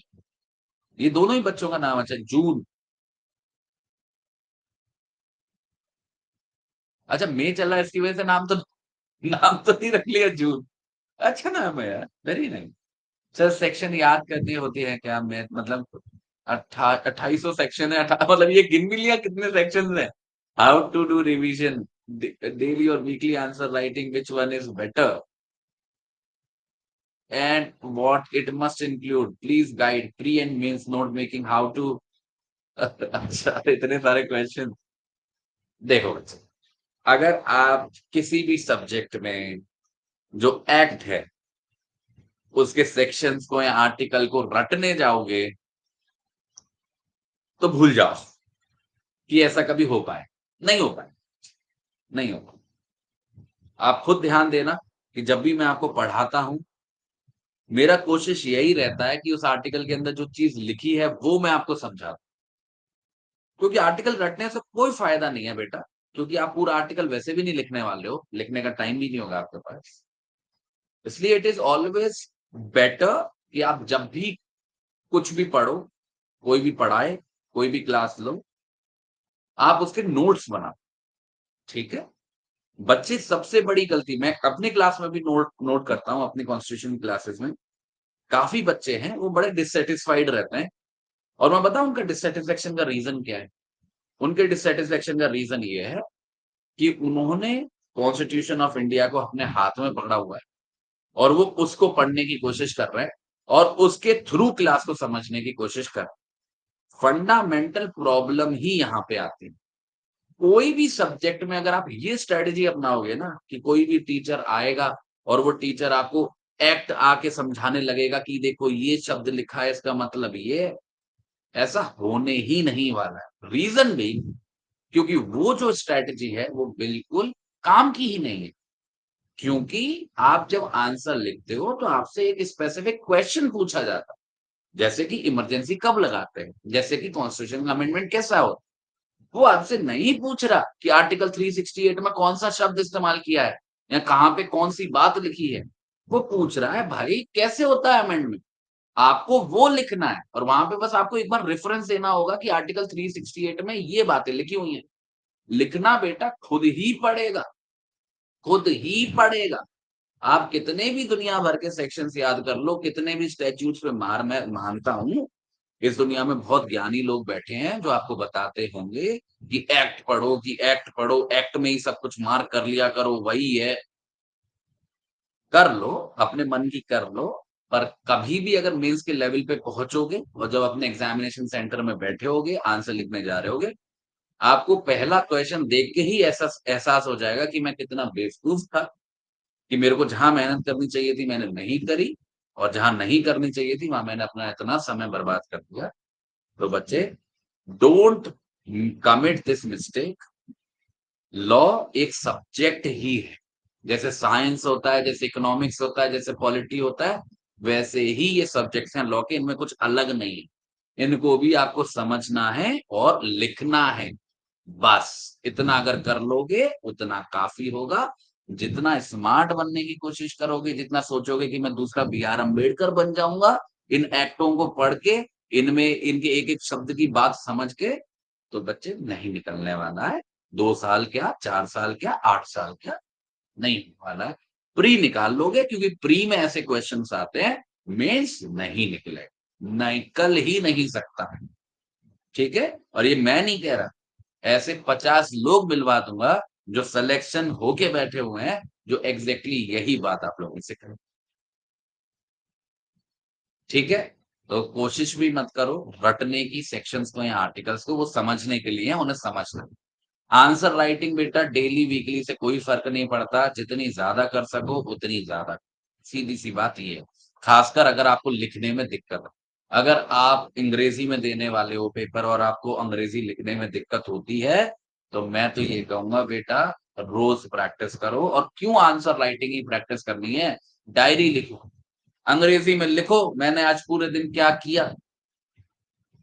क्योंकि जब तक अंग्रेजी लिखना नहीं आएगा बेटा, आप कैसे ही बताओगे एग्जाम में, कैसे ही डिलीवर करोगे जो पूछा जा रहा है आपसे सवाल। ठीक है, तो जितनी प्रैक्टिस करोगे उतना बढ़ेगा। और प्री और मेंस की कोई नोट मेकिंग अलग नहीं होती है बेटा, वही सेम नोट मेकिंग होती है। और मैंने आपको पहले भी बताया, नोट हमेशा शॉर्ट एंड क्रिस्प होने चाहिए। जितने छोटे नोट्स होंगे उतने अच्छे हैं, और जितने लेंथी हैं उतने घटिया नोट्स हैं। ठीक है, वो दोनों में काम आएंगे, फिल्म्स में भी मेंस में भी।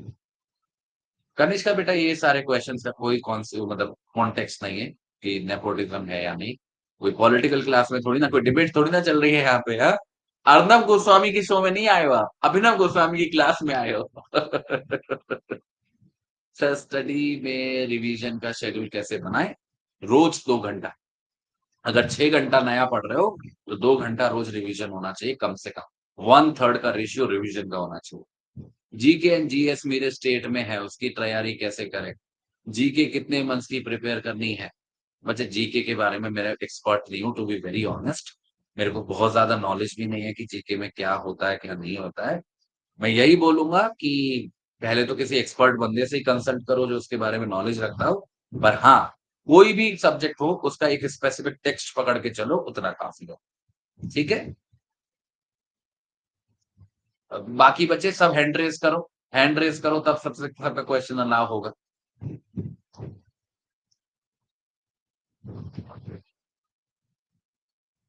सीखना पड़ेगा रिंकू, नहीं आ रहा है वो सॉल्यूशन नहीं है। नहीं आ रहा है, क्यों नहीं आ रहा है, लिखना पड़ेगा, नहीं लिखोगे तो नहीं बन पाओगे जज, सीधी सी बात। नितिन बेटा अपना क्वेश्चन भेजो। इंशा सोनाली अपने क्वेश्चन के साथ रेडी रहो। नितिन क्वेश्चन भेजिए बच्चे। सर, इन शॉर्ट में डॉक्ट्रिन ऑफ कलरेबल लेजिस्लेशन का कॉन्सेप्ट और केस लिख के दिखा, बट अंडरस्टैंडेबल नहीं लिख पाया। वो दैट इज समथिंग की उसी पे तो हमको काम करना है बेटा। समझ में आ गया ना, अब समझने के बाद लिख नहीं पा रहे, तो हमको लिखने पे काम करना है। और मैं आपको बताऊं, सच्ची में आपको बताऊं, जिस दिन हमारा कॉन्स्टिट्यूशन का ये सब्जेक्ट खत्म होगा, आप इस चीज को रियलाइज करना कि कोई भी आप आर्टिकल उठा के देखोगे, आपको आपके साथ ऐसा नहीं होगा कि आपको लगे कि मेरे को तो पता ही नहीं है इसमें क्या लिखा है, या मेरे को तो समझ में नहीं आ रहा। पर आप जब उसको लिखने बैठोगे तब आपको स्ट्रगल हो। वो जो प्रॉब्लम है ना, वो एक्सप्रेशन की प्रॉब्लम, आपको लिखना नहीं आता है सही से, उसकी प्रैक्टिस करनी पड़ेगी और जितनी प्रैक्टिस करोगे उतना वो अपने आप बेहतर होता जाएगा। जैसे मैं अपने बारे में बताऊँ कि मैं खुद डेली बेसिस पे प्रैक्टिस करता हूँ। आप भी देखते होंगे जब मैं आपको नोट डाउन कराता हूँ बोर्ड पे, वो प्रैक्टिस ही तो है। हम क्या कर रहे हैं, किसी चीज़ को पढ़ रहे हैं, समझ रहे हैं और फिर उसे अपने शब्दों में लिखने की कोशिश कर, तो उसी को करो, आपको आ जाएगा बेटा, ठीक है? आ जाएगा, समय लगता है चीज़ों में आने लगता है, ठीक है? हिमांशु बेटा अपना हैंड रेज़ करो, आपकी बारी आएगी फिर मैं आपका नाम लेता हूँ। नितिन बेटा हैंड डाउन कर लो, इंशा अपना क्वेश्चन भेजो, सोनाली तिवारी और प्रीति कुमारी अपने क्वेश्चन के साथ रेडी रहेंगे बच्चे।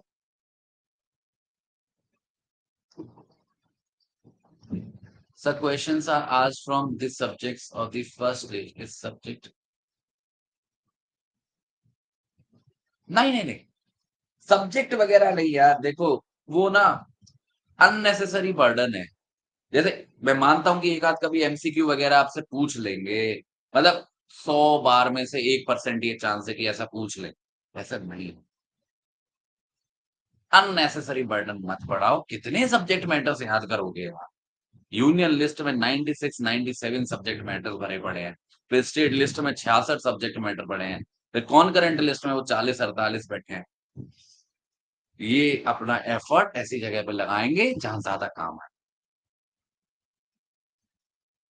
अच्छा हिमांशु, मेरे को याद दिला देना बेटा, एंड में मैं आपसे पूछ लूंगा, वैसे देखो मिलेगा आपको हैंड रेस का ऑप्शन, सबको मिल रहा है। ठीक है इंशा, क्लियर है बेटा? सोनाली अपना क्वेश्चन भेजो और इंशा बेटा अपना हैंड डाउन कर लेना। प्रीति कुमारी और कोमल क्वेश्चन के साथ रेडी रहेंगे। Sonali Tiwari, can chief minister be reappointed as CM as per article of the constitution of India? Kindly discuss the judgment of SR Chaudhary versus state of Punjab। देखो बच्चे, ऐसे स्पेसिफिक जजमेंट में कुछ एनसाइक्लोपीडिया तो हूं नहीं कि आपने एसआर चौधरी डाला और मैं शुरू हो गया। अगर मैंने जजमेंट पढ़ाई है तो मैं उसको दोबारा डिस्कस कर लूंगा, अदरवाइज अगर इसमें कुछ है खास तो मैं आपको पढ़ा दूंगा। जहां तक आपके पहले पार्ट की बात है सवाल की कि सीएम दोबारा अपॉइंट हो सकता है, बिल्कुल हो। जितनी बार वो इलेक्शन जीतेगा, जितनी बार उसकी पार्टी जीतेगी, उतनी बार वो सीएम बन सकता है, देयर इज नो लिमिट। ठीक है, रिंकू बेटा हैंड रेस करो। प्रीति कुमारी अपने क्वेश्चन को भेजो और सोनाली बेटा अगर आपका हो गया है तो हैंड डाउन को कर लो, हैंड को डाउन कर लो। कोमल और शौर्य तैयार रहेंगे बेटा अपने क्वेश्चन के साथ, टाइप करके रख लो। एमपी एमएलए की प्रिविलेजेस अभी पढ़ा नहीं है बेटा, पढ़ेंगे। आर्टिकल 105 और आर्टिकल 194 छोटा सा टॉपिक है, आधे घंटे में कवर करा दूंगा, पढ़ेंगे, अभी पढ़ा नहीं।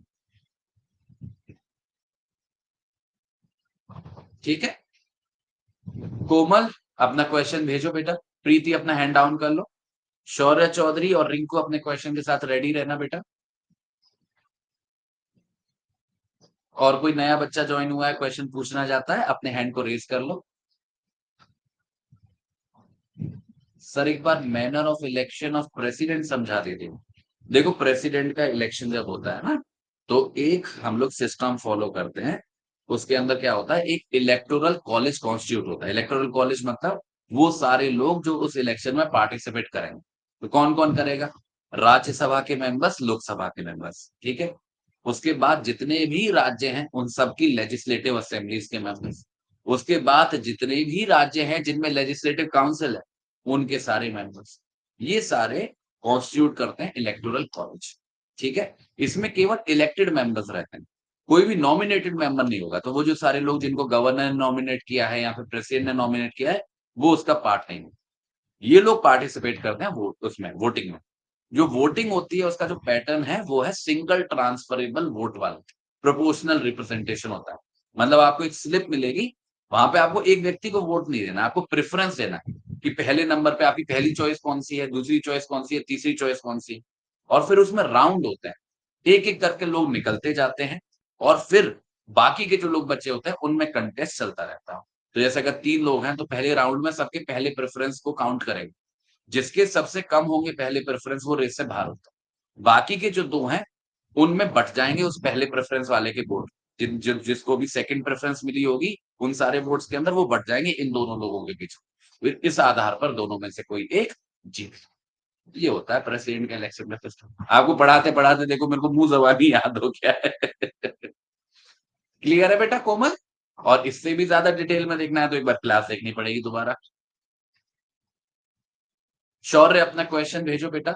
अनिल जोशी और कनिष्का अपने क्वेश्चन के साथ रेडी रहेंगे बेटा।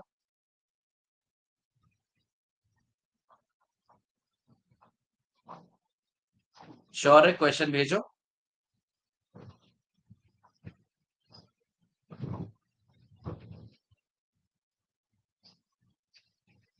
सर कोई क्वेश्चन तो नहीं है बट सर आप जैसे आप एकदम काम हो वो कैसे हो और सर आप पढ़ाते बहुत अच्छा हो मतलब सर आप नेक्स्ट लेवल पढ़ाते हो अच्छा हो। थैंक यू सो मच बेटा। अब काम मुझे नहीं पता आप लोगों को कैसा लग रहा है। हर एक व्यक्ति का अपना नेचर होता है शायद। ठीक है। मैं हाँ ये बात मैं मानता हूँ कि काफी शांत हूँ मैं अपने पर्सनल बिहेवियर में और अपने से मतलब रखता हूँ लाइफ को एंजॉय करता हूँ पढ़ता हूँ मुझे पढ़ना बहुत पसंद है। आप लोगों को पढ़ाता हूँ। मेरे को पढ़ना इतना पसंद है मैं आपको सच बताऊं कि कभी-कभी मुझे लगता है कि क्लास छोड़ो पढ़ लेता हूँ। सच बता रहा हूँ। आज आप लोगों का ये सेशन लेने वाला था ना, इससे पहले मैं एक किताब को ही पढ़ रहा था। तो मन ही नहीं कर रहा था मेरा कि इसको बंद करूँ। बहुत मज़ा आता है। आई डू एन्जॉय मतलब मेरी लाइफ का बेस्ट पार्ट है कि कोई मेरे को डिस्टर्ब ना करे। बड़ा आप मेरे को एक कोने में बिठा दो कमरे में और मैं बस आराम से और कुछ भी नया-नया मतलब ज़रूरी नहीं है ब्लॉग, एनीथिंग मतलब कोई भी हो चीज़ इंटरेस्टिंग होनी चाहिए। तो मैं इकोनॉमिक्स पढ़ लेता हूँ, पब्लिक एडमिनिस्ट्रेशन बहुत पढ़ता हूँ, फिलॉसफी मैंने बहुत पढ़ी है। उसके अलावा ग्रेजुएशन में मेरा सब्जेक्ट था पॉलिटिकल साइंस, उसको मैंने बहुत अच्छे से पढ़ा हुआ है। मज़ा आता है, कुछ भी नया देखने को मिलता है, कुछ भी नया सीखने को मिलता है। बस और जो पढ़ता हूँ वही पढ़ा देता हूँ आप लोगों को। चल अनिल जोशी अपना हैंड डाउन कर लो बेटा। कनिष अच्छा अच्छा अनिल जोशी का क्वेश्चन अनिल जोशी बेटा अपना क्वेश्चन भेजो। कनिष्का गुप्ता और रीना अपने क्वेश्चन के साथ रेडी हो जाओ बच्चे। अनिल जोशी क्वेश्चन भेजो अपना बेटा। सर आर्टिकल 358 और 359 समझा दीजिए। अच्छा देख लेता हूँ बेटा क्या है समझा देता हूँ।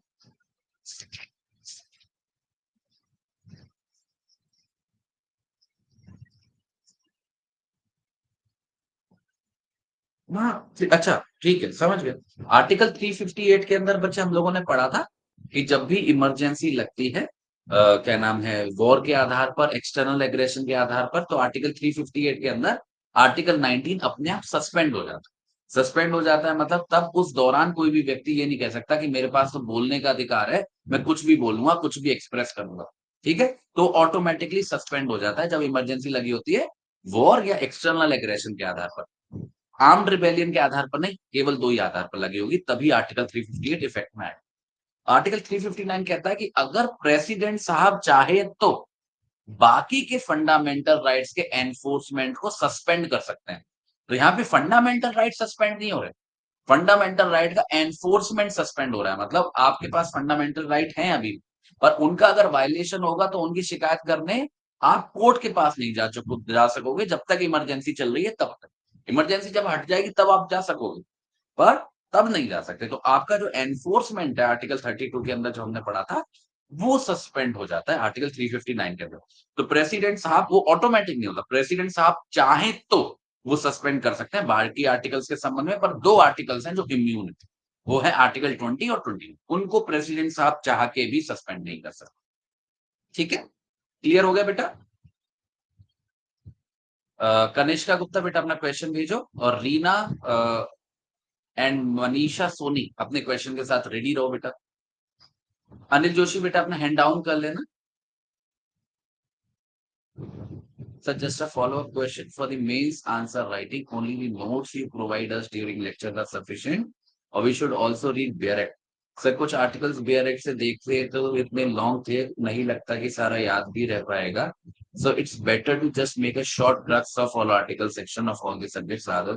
Very good. Exactly the point. Kanishka आप वही बोल रहे हो जो मैं बोलने की कोशिश कर रहा हूँ पिछले 1.5 घंटे से कि आर्टिकल के पीछे भागोगे, उसकी लैंग्वेज के पीछे भागोगे, नहीं हो पाएगा बेटा। आप क्या बोल मैं मेरे को मेरे लॉ का सफर शुरू हुए 10 साल हो गए। इट वाज 2014 जब मैंने एलएलबी में एडमिशन लिया था ड्यू। आज 2024 चल रहा है, 10 साल हो गए बेटा। अगर मेरे से अब भी पूछोगे ना कि मेरे को आर्टिकल की लैंग्वेज याद है, तो मेरे को नहीं याद, टू बी वेरी फ्रैंक।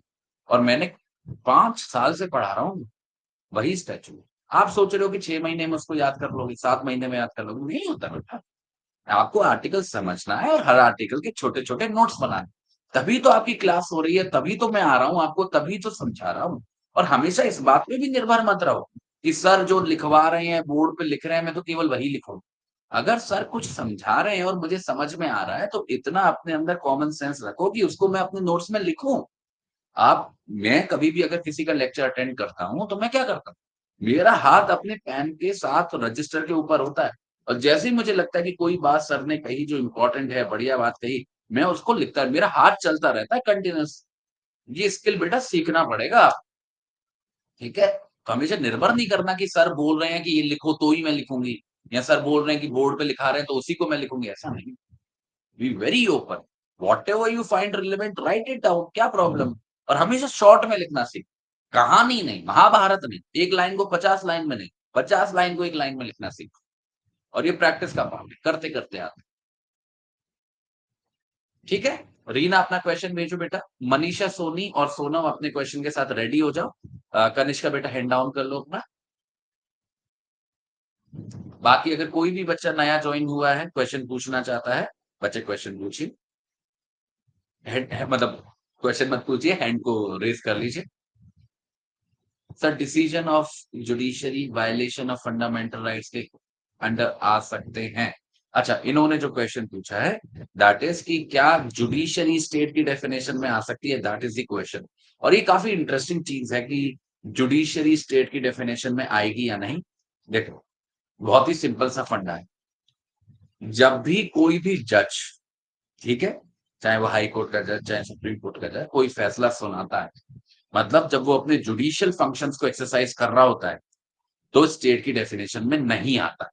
मतलब कभी भी ये नहीं कहा जा सकता कि किसी कोर्ट के फैसले की वजह से किसी के फंडामेंटल राइट वायलेट हो गए, ये ऐसा नहीं कहा जा सकता। पर जब भी कभी कोई कोर्ट अपने एडमिनिस्ट्रेटिव काम को करता है, एडमिनिस्ट्रेटिव काम करने का मतलब जैसे लोगों को नौकरी पे रखना, जैसे रूल्स और रेगुलेशंस बनाना, अगर वहां पे किसी का मौलिक अधिकार वायलेट हो रहा है, तो वहां पे हम लोग जुडिशरी को स्टेट की डेफिनेशन में डालते हैं और शिकायत हो सकती है।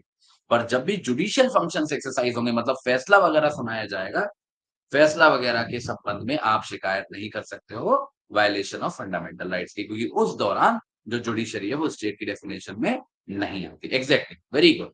डिपेंड करता है कि कौन सा फंक्शन एक्सरसाइज करते हुए फंडामेंटल राइट का वायलेशन हुआ है।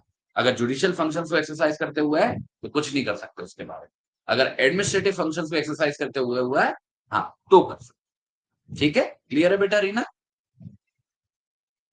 हो गया हो तो हैंड डाउन कर लेना। मनीषा अपना क्वेश्चन भेजो। सोनम और आदित्य जोशी अपने क्वेश्चन के साथ रेडी रहना बेटा। बाकी कोई भी नया बच्चा है जो उसने ज्वाइन किया है, क्वेश्चन पूछना चाहता है, हैंड रेज कर लो। Sir please once again repeat the concept of state monopolies in trade commerce. देखो, बहुत सिंपल सा फंडा है। हमारा एक भारतीय संविधान में एक आर्टिकल है, आर्टिकल 19(1) जी, जो freedom of trade and commerce देता है, बोलता है कि हर एक भारतीय नागरिक के पास अधिकार है कि वो कोई भी प्रोफेशन फॉलो करे, कोई भी ट्रेड बिजनेस ऑक्यूपेशन को करे। अब उसके कुछ एक्सेप्शनल सिचुएशंस हैं जो हमको देखने को मिलती हैं आर्टिकल 19 के क्लॉज 6 के अंदर। वहां पे एक छोटी सी बात लिखी हुई है कि अगर स्टेट चाहे तो वो किसी भी बिजनेस या ट्रेड को कंडक्ट कर सकती है एक्सक्लूसिवली, खुद से। मतलब एक ऐसी परिस्थिति जहां पर किसी भी बिजनेस को केवल स्टेट ही करेगा और कोई प्राइवेट बंदा नहीं करेगा, ऐसा पॉसिबल है हमारे आर्टिकल 19(1) जी के अंदर। और जब भी ऐसा होता है तो हम उसको क्या बोलेंगे? State monopoly. जैसे रोड ट्रांसपोर्ट के ऊपर काफी लंबे समय तक राज्य सरकारों की मोनोपोली होती थी। आप आज भी देखते होंगे, रोडवेज की जो बसेस होती है, ज्यादातर कौन सी होती है? सरकारी बसेस होती है। वो तो बहुत लंबे समय के बाद प्राइवेट प्लेयर्स को अलाउ किया गया है कि आज आपको प्राइवेट बसेस भी देखने को मिल जाएंगी। बट अदरवाइज बहुत लंबे समय तक रोडवेज के ऊपर, रेलवेज ले लो, रेलवे से बड़ा एग्जाम्पल क्या है? रेलवेज के ऊपर सीधा एक्सक्लूसिव है। कौन सी आपको प्राइवेट रेल चलती हुई दिख रही है? मोनोपोली है। क्लियर है बेटा? मनीषा समझ आ गया? सोनम अपना क्वेश्चन भेजो। आदित्य जोशी, इंशा अपने क्वेश्चन के साथ रेडी रहो बेटा। बाकी कोई भी बच्चा क्वेश्चन पूछना चाहता है हैंड रेस कर लेना बेटा।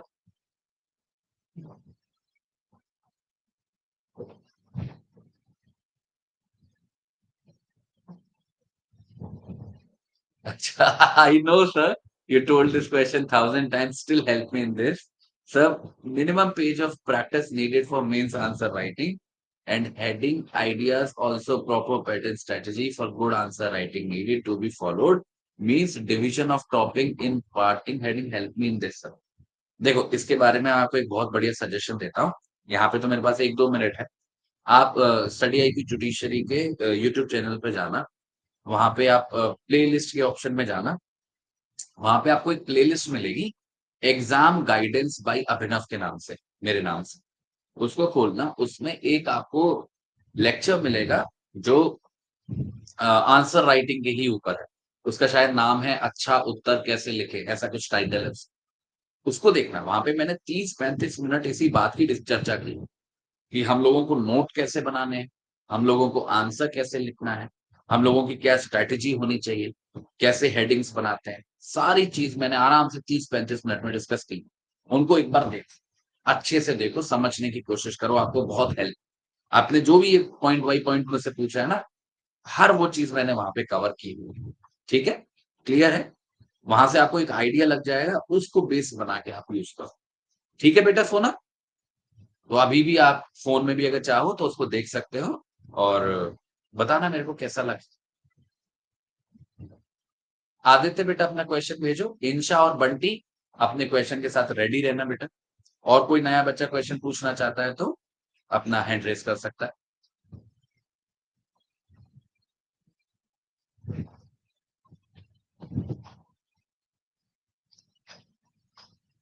सोनम बेटा अपना हैंड डाउन कर ले। हाँ, आदित्य जोशी बेटा अपना क्वेश्चन भेजो।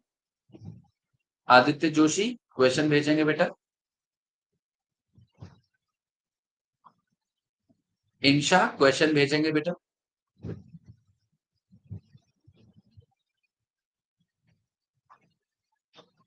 इंशा क्वेश्चन भेजेंगे। What is the process of selection of High Court judge in respect of advocate having experience in 10 years, as there are many advocates having eligibility. What is the basics? आप ये question पूछ रहे हो आदित्य? बहुत गलत question पूछ रहे हो। बहुत दुख हो रहा है आपसे ये क्वेश्चन सुनकर। कितनी बार कलेजियम सिस्टम, कितने 4 जजमेंट्स बैक टू बैक पढ़ाए। कलेजियम सिस्टम कॉन्स्टिट्यूट होता है, चीफ जस्टिस ऑफ इंडिया होता है, सीनियर मोस्ट जजेस होते हैं, वो डिसाइड करते हैं कि किस व्यक्ति को हाई कोर्ट का जज बनाना है। तो जो भी लोग हैं जो क्राइटेरिया को सेटिस्फाई कर रहे हैं, 10 साल की प्रैक्टिस वाला जिसकी आप बात कर रहे हो, वो जो भी पसंद आएगा कलेजियम को उसका अपॉइंटमेंट होगा, जिसके भी रिकमेंडेशन जाएगी। इसमें क्या है? ऐसा ना करो यार। इतनी मेहनत करी है हम लोगों ने। अच्छा, दूसरा what is the basis of choosing amongst them? बेटा वो कलेजियम डिसाइड करेगा, it is not for us to decide. क्या क्राइटेरिया रखना है, परफॉर्मेंस देखना है, हजारों चीजें होती हैं, हजारों फैक्टर्स होते हैं। वो सारे कंसीडर करके कलेजियम डिसीजन होता है, जैसे इंटरव्यू होता है ना, समथिंग लाइक दैट। ठीक है? क्लियर है बेटा आदित्य?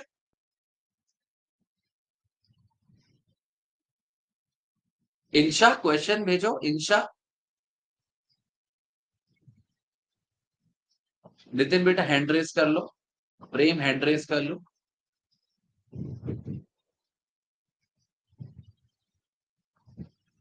आदित्य बेटा हैंड डाउन कर लेना अगर आपका हो गया। बंटी सिंह अपना क्वेश्चन भेजेंगे।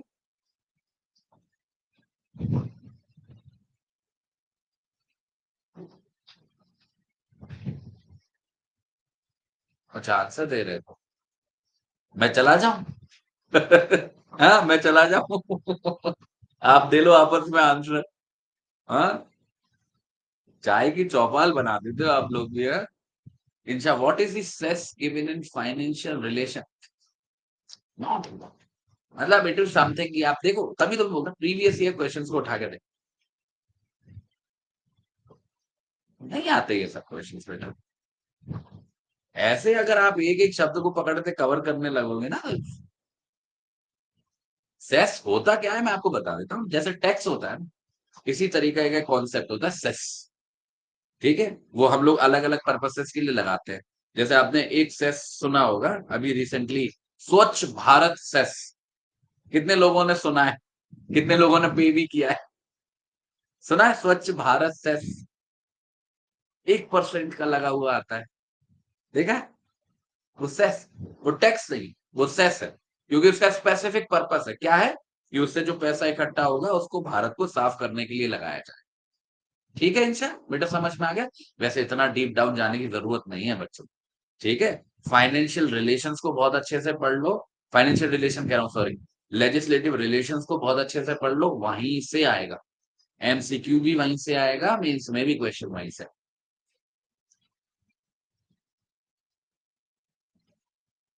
हाँ, एजुकेशन से वो बहुत अलग अलग तरीके के सेसेस लगा के बैठे हैं सरकार वाले। इंशा बेटा ठीक है, क्लियर हो गया?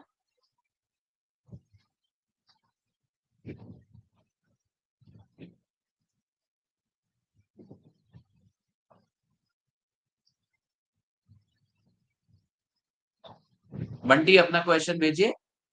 मुकुल गोयल अपना क्वेश्चन टाइप करके रख लो बेटा।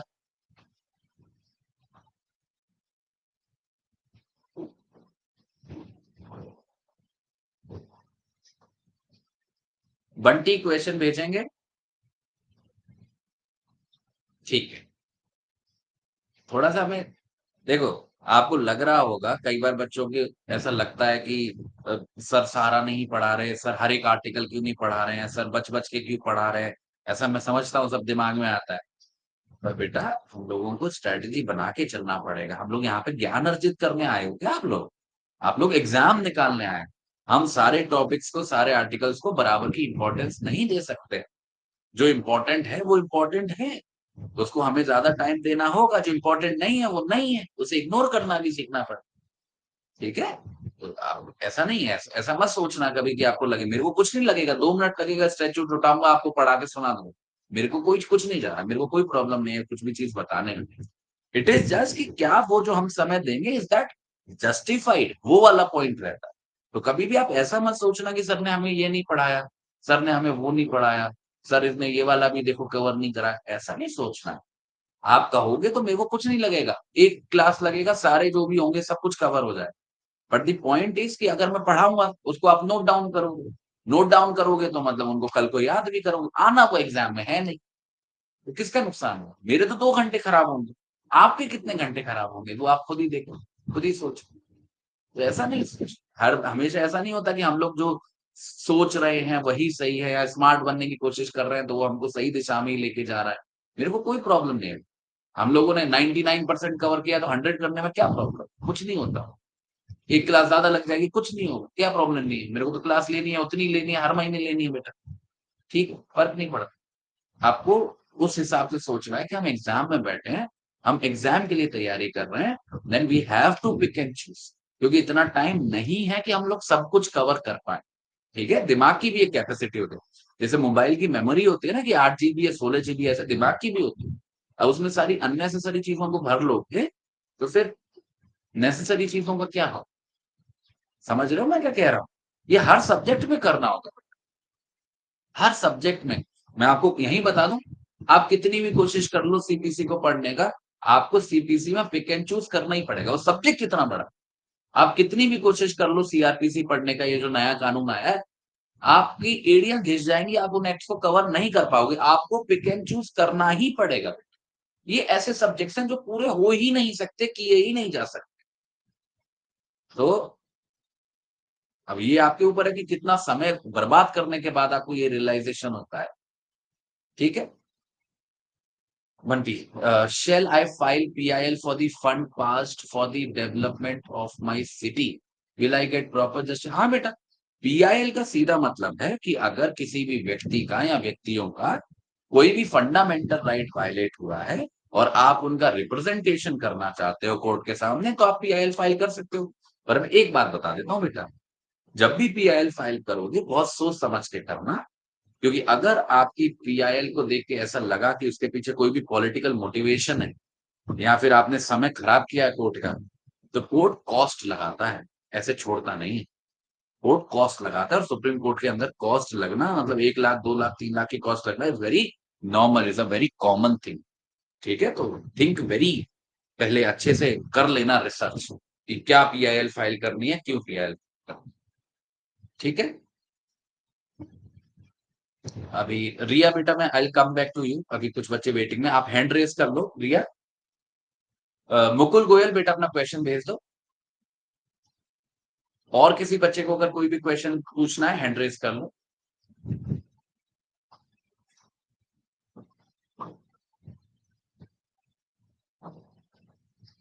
मुकुल गोयल बेटा क्वेश्चन भेजिए। और किसी बच्चे को क्वेश्चन पूछना है हैंड रेज करिए। सर टैक्सेस कैसे डिवाइड होते हैं सेंट्रल स्टेट्स में? सेस का यूज ओनली सेंट्रल गवर्नमेंट ही यूज कर सकती है, सेस टैक्स ओनली 1% होता है। अब वो मैंने एक लाइन बोल दी तो उससे देखो कितनी जानकारी। बेटा वो मैं स्पेसिफिकली एक सेस की बात कर रहा था, स्वच्छ भारत वाले टैक्स की बात कर रहा था, आपने उससे 1% सब पे ही लगा दिया। ऐसा ऐसा नहीं होता है। देखो टैक्सेस की पावर कैसे डिस्ट्रीब्यूट होती है उसको समझ ले। देखो, चाहे लेजिस्लेटिव पावर हो, चाहे एडमिनिस्ट्रेटिव पावर हो, चाहे फाइनेंशियल पावर, ये तीनों ही पावर्स का सीधा रिश्ता है शेड्यूल 7 से। शेड्यूल 7 मतलब वही union list, state list, concurrent. जिस भी लिस्ट में जो भी सब्जेक्ट मैटर दिया है, उस सब्जेक्ट मैटर के बारे में लेजिस्लेटिव पावर भी उसी के पास है।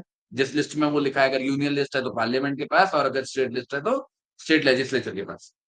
उसी के बारे में एग्जीक्यूटिव पावर मतलब एडमिनिस्ट्रेटिव पावर भी उसी के पास है। अगर यूनियन लिस्ट में लिखा है तो केंद्र सरकार के पास पावर होगी, स्टेट लिस्ट में लिखा है तो राज्य सरकार के पास पावर होगी।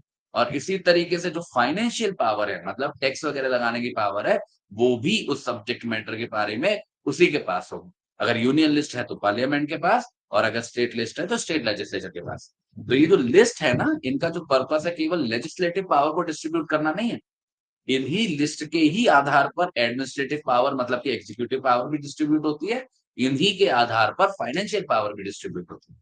तो जो सब्जेक्ट मैटर स्टेट का सब्जेक्ट मैटर है उसके ऊपर टैक्स स्टेट लगाए, जो सब्जेक्ट मैटर केंद्र का सब्जेक्ट मैटर है उसके ऊपर टैक्स केंद्र लगाएगा। अब आज के समय पे तो देखो मामला बहुत बदल गया, अब तो आ गया जीएसटी। जब से जीएसटी आ गया है ना, वो जो पूरा चैप्टर है फाइनेंशियल रिलेशंस वाला, उसका कोई पर्सपेक्टिव रह ही नहीं गया, कोई लॉजिक रह ही नहीं गया, क्योंकि आज के समय पे उसके अनुसार कुछ भी नहीं हो रहा। अब पूरा एक कानून है हमारा जीएसटी, उसके हिसाब से होती है चीज। अब जीएसटी आपसे पूछेंगे नहीं क्योंकि जीएसटी कॉन्स्टिट्यूशन का पार्ट नहीं है। तो कभी टाइम मिले, कभी समय मिले और आपको बहुत इंटरेस्ट हो टैक्स को समझने में, तो जीएसटी से रिलेटेड कोई वीडियो वगैरह देख लेना यूट्यूब पे, अदरवाइज एक छोटी मोटी किताब आती है, मैं आपको बता दूंगा अगर आपको चाहिए होगी तो उसको पढ़ो, दैट इज सफिशिएंट। पर कॉन्स्टिट्यूशन के लिए वो रिलेवेंट नहीं है, उसका नोट्स बनाने मत बैठना। ठीक है, क्लियर है? ठीक है बेटा मुकुल। हाँ आप बताओ, अच्छा आप कुछ नए हाथ आ गए। मुकुल बेटा हैंड डाउन कर लेना अगर आपका हो गया है तो। इंशा बेटा अपना क्वेश्चन भेजो।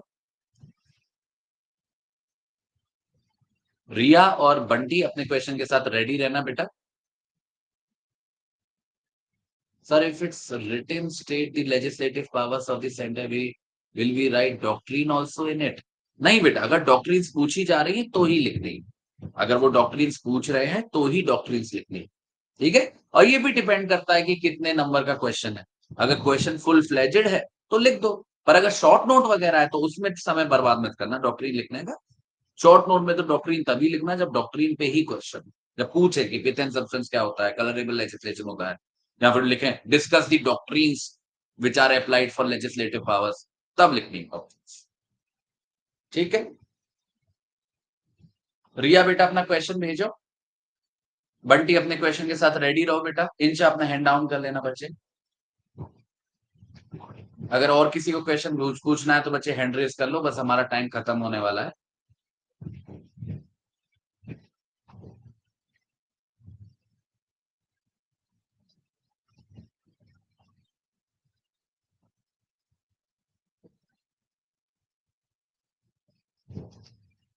रिया बेटा क्वेश्चन भेजो अपना। इतना परेशान कर रही है, कहाँ से आ गए? बंटी अपना क्वेश्चन भेजो बेटा। Books you recommend not strictly related to laws. अभी मत पढ़ो रिया बेटा, अभी मत पढ़ो, क्योंकि वो बहुत खराब लत है। मैं आपको अपनी कहानी बताऊं। मैं यहाँ से मास्टर्स करने गया और लंदन जाना, वहां के एक्सपेंसेस झेलना, भले ही स्कॉलरशिप थी पर फिर भी एक्सपेंस तो होता ही है बेटा। ठीक है। और एक ही साल का टाइम था, इतनी कठिन पढ़ाई, इतने सारे सब्जेक्ट्स। और आप मानोगे नहीं, मेरे को इतनी खराब हैबिट है कि अपने एग्जामिनेशन से 4-5 दिन पहले मैं किताबें पढ़ रहा हूँ इकोनॉमिक्स की, किताबें पढ़ रहा हूँ फिलोसफी की, जो सब्जेक्ट है वो पढ़ नहीं रहा हूँ। दिमाग मानता ही नहीं है, कोई किताब जब तक खत्म नहीं हो जाए मानती ही नहीं है। तो मैं तो भाई सच में मैंने इंतजार किया है कि मेरा ये पूरा हो जाए, मास्टर्स वगैरह पीएचडी वगैरह पूरा हो जाए, तब खुल के जो मन आएगा वो पढ़ लूं। इसलिए अच्छा है बुक्स पढ़ना, बहुत अच्छा है। बट बच्चे तभी पढ़ना जब आपके पास टाइम, जैसे छुट्टियां चल रही हैं तो पढ़ लो, संडे है तो पढ़ लो। उसको कंफ्लिक्ट मत करना अपनी प्रिपरेशन से। ठीक है, उससे नुकसान हो, बहुत नुकसान हो। ठीक है। तो बुक्स अगर आप पूछ रहे हो, अगर आप फिलोसफी में इंटरेस्टेड हो, फिलोसफी बहुत बढ़िया सब्जेक्ट होता है। अगर आप फिलोसफी में इंटरेस्टेड हो तो एक बुक है, तो उसको पढ़ सकते हो आप। सोफीज वर्ल्ड करके एक बुक है, वो आपको रिकमेंड भी करते हैं यूट्यूब पे काफी लोग। तो बहुत अच्छी किताब है, मैंने भी यूट्यूब पे रिकमेंडेशन देख के उसको पढ़ा था। Very nice. पर फिर से मैं कहूंगा, पढ़ाई के साथ नहीं, पढ़ाई के साथ कंफ्लिक्ट नहीं होना चाहिए खाली टाइम में। ठीक है। What if I use RTI report highlighting the discrepancy? हाँ, that is the best way. सब कोई वही करते हैं। अगर आप सरकार के खिलाफ कोई एक्शन ले रहे हो या सरकारी कोई संस्था के खिलाफ कोई एक्शन ले रहे हो, पहले जानकारी निकलवा आरटीआई के माध्यम से। वो मना ही करेंगे इन्फॉर्मेशन देने से अगर उन्होंने गड़बड़ की होगी। फिर उसका इस्तेमाल करके पीआईएल फाइल करो। मैं ये नहीं कह रहा कि मत करो, मैं ये कह रहा हूँ पूरी तैयारी के साथ करो।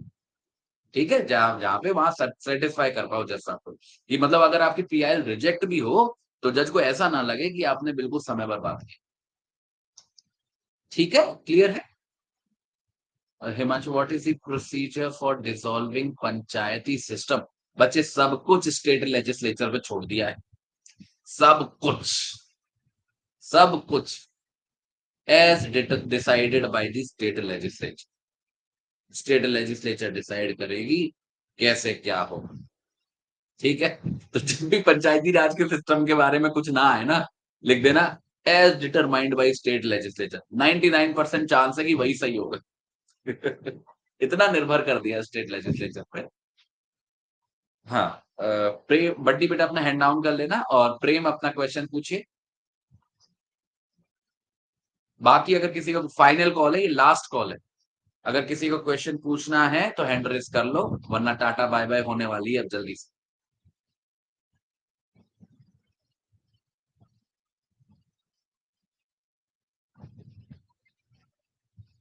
सर आप बोल रहे थे सुप्रीम कोर्ट की जुडिक्शन को लिमिट करना चाहिए, but most of the cases में supreme court judgment high court के जजमेंट के अगेंस्ट होता है। वो तो होगा बेटा, वो तो होगा। देखो, दैट इज ह्यूमन नेचर। आप ऐसा मत सोचना कभी कि कोई जजमेंट अगर बदली जा रही है तो वो जजमेंट गलत थी। ऐसा हम लोग प्रिज्यूम करके चलते हैं कि सुप्रीम कोर्ट कुछ कह रहा है तो सही कह रहा हो। जरूरी नहीं है।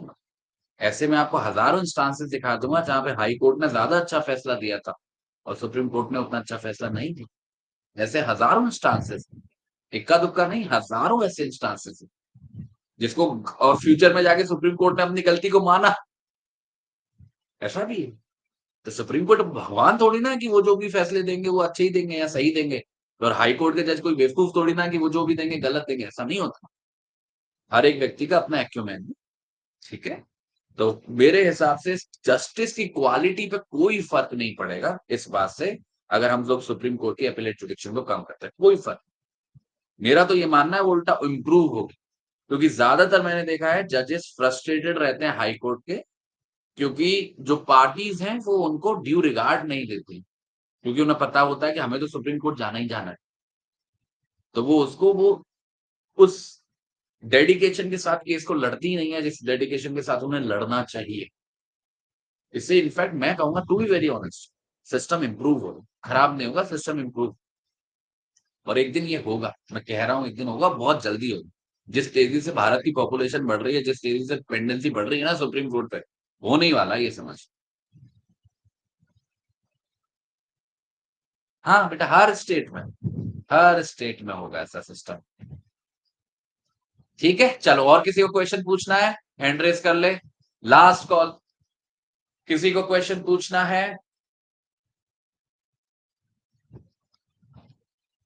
बाकी बताओ कैसा लगा आज का सेशन? मेरे को तो बड़ा मजा आया टू बी वेरी फ्रैंक, मतलब एकदम आराम से बैठा हूँ, रिलैक्स बैठा हूँ, आपके क्वेश्चन को एड्रेस भी कर पा रहा हूँ, और मुझे लग रहा है कि आप भी सेटिस्फाइड थे उन आंसर्स से जो मैंने आपको दिया, है ना? काफी, मतलब मुझे लगा कि दिस वाज बेटर। मतलब डाउट सेशन तो थोड़ा सा मतलब इंटरेक्टिव होता है, then it is better, no? तो बताना मेरे को अगली बार कैसे करना है, अगर अगली बार भी चाहोगे ऐसा ही कुछ करें तो करेंगे। अच्छा लगा ना आज? मुझे तो बहुत मजा आया।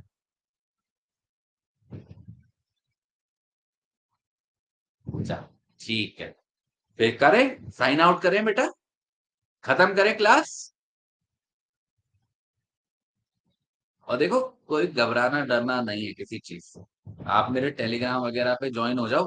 तो टेलीग्राम का मेरे पास बच्चे अभी कीबोर्ड नहीं है, इसलिए मैं टाइप नहीं कर पा रहा, टू बी वेरी फ्रैंक ठीक है, मेरा वो फोल्डेबल वाला लैपटॉप होता है ना, फोल्डेबल वाला लैपटॉप है, और मैंने उसको अभी इस तरीके से फोल्ड किया हुआ, तो मैं वो उसका कीबोर्ड यूज नहीं कर पा रहा हूँ।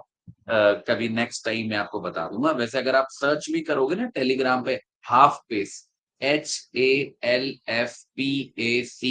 हाफ पेस, अगर आप टेलीग्राम ऐप पे सर्च करोगे तो मेरा चैनल आपको मिल जाएगा, उसको ज्वाइन कर। ठीक है, तो कभी भी कनेक्ट करना हो, फ्रीली कनेक्ट करना।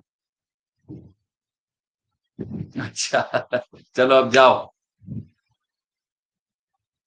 अच्छा, चलो ठीक है, thank you so much, tata bye bye, I see you on Monday.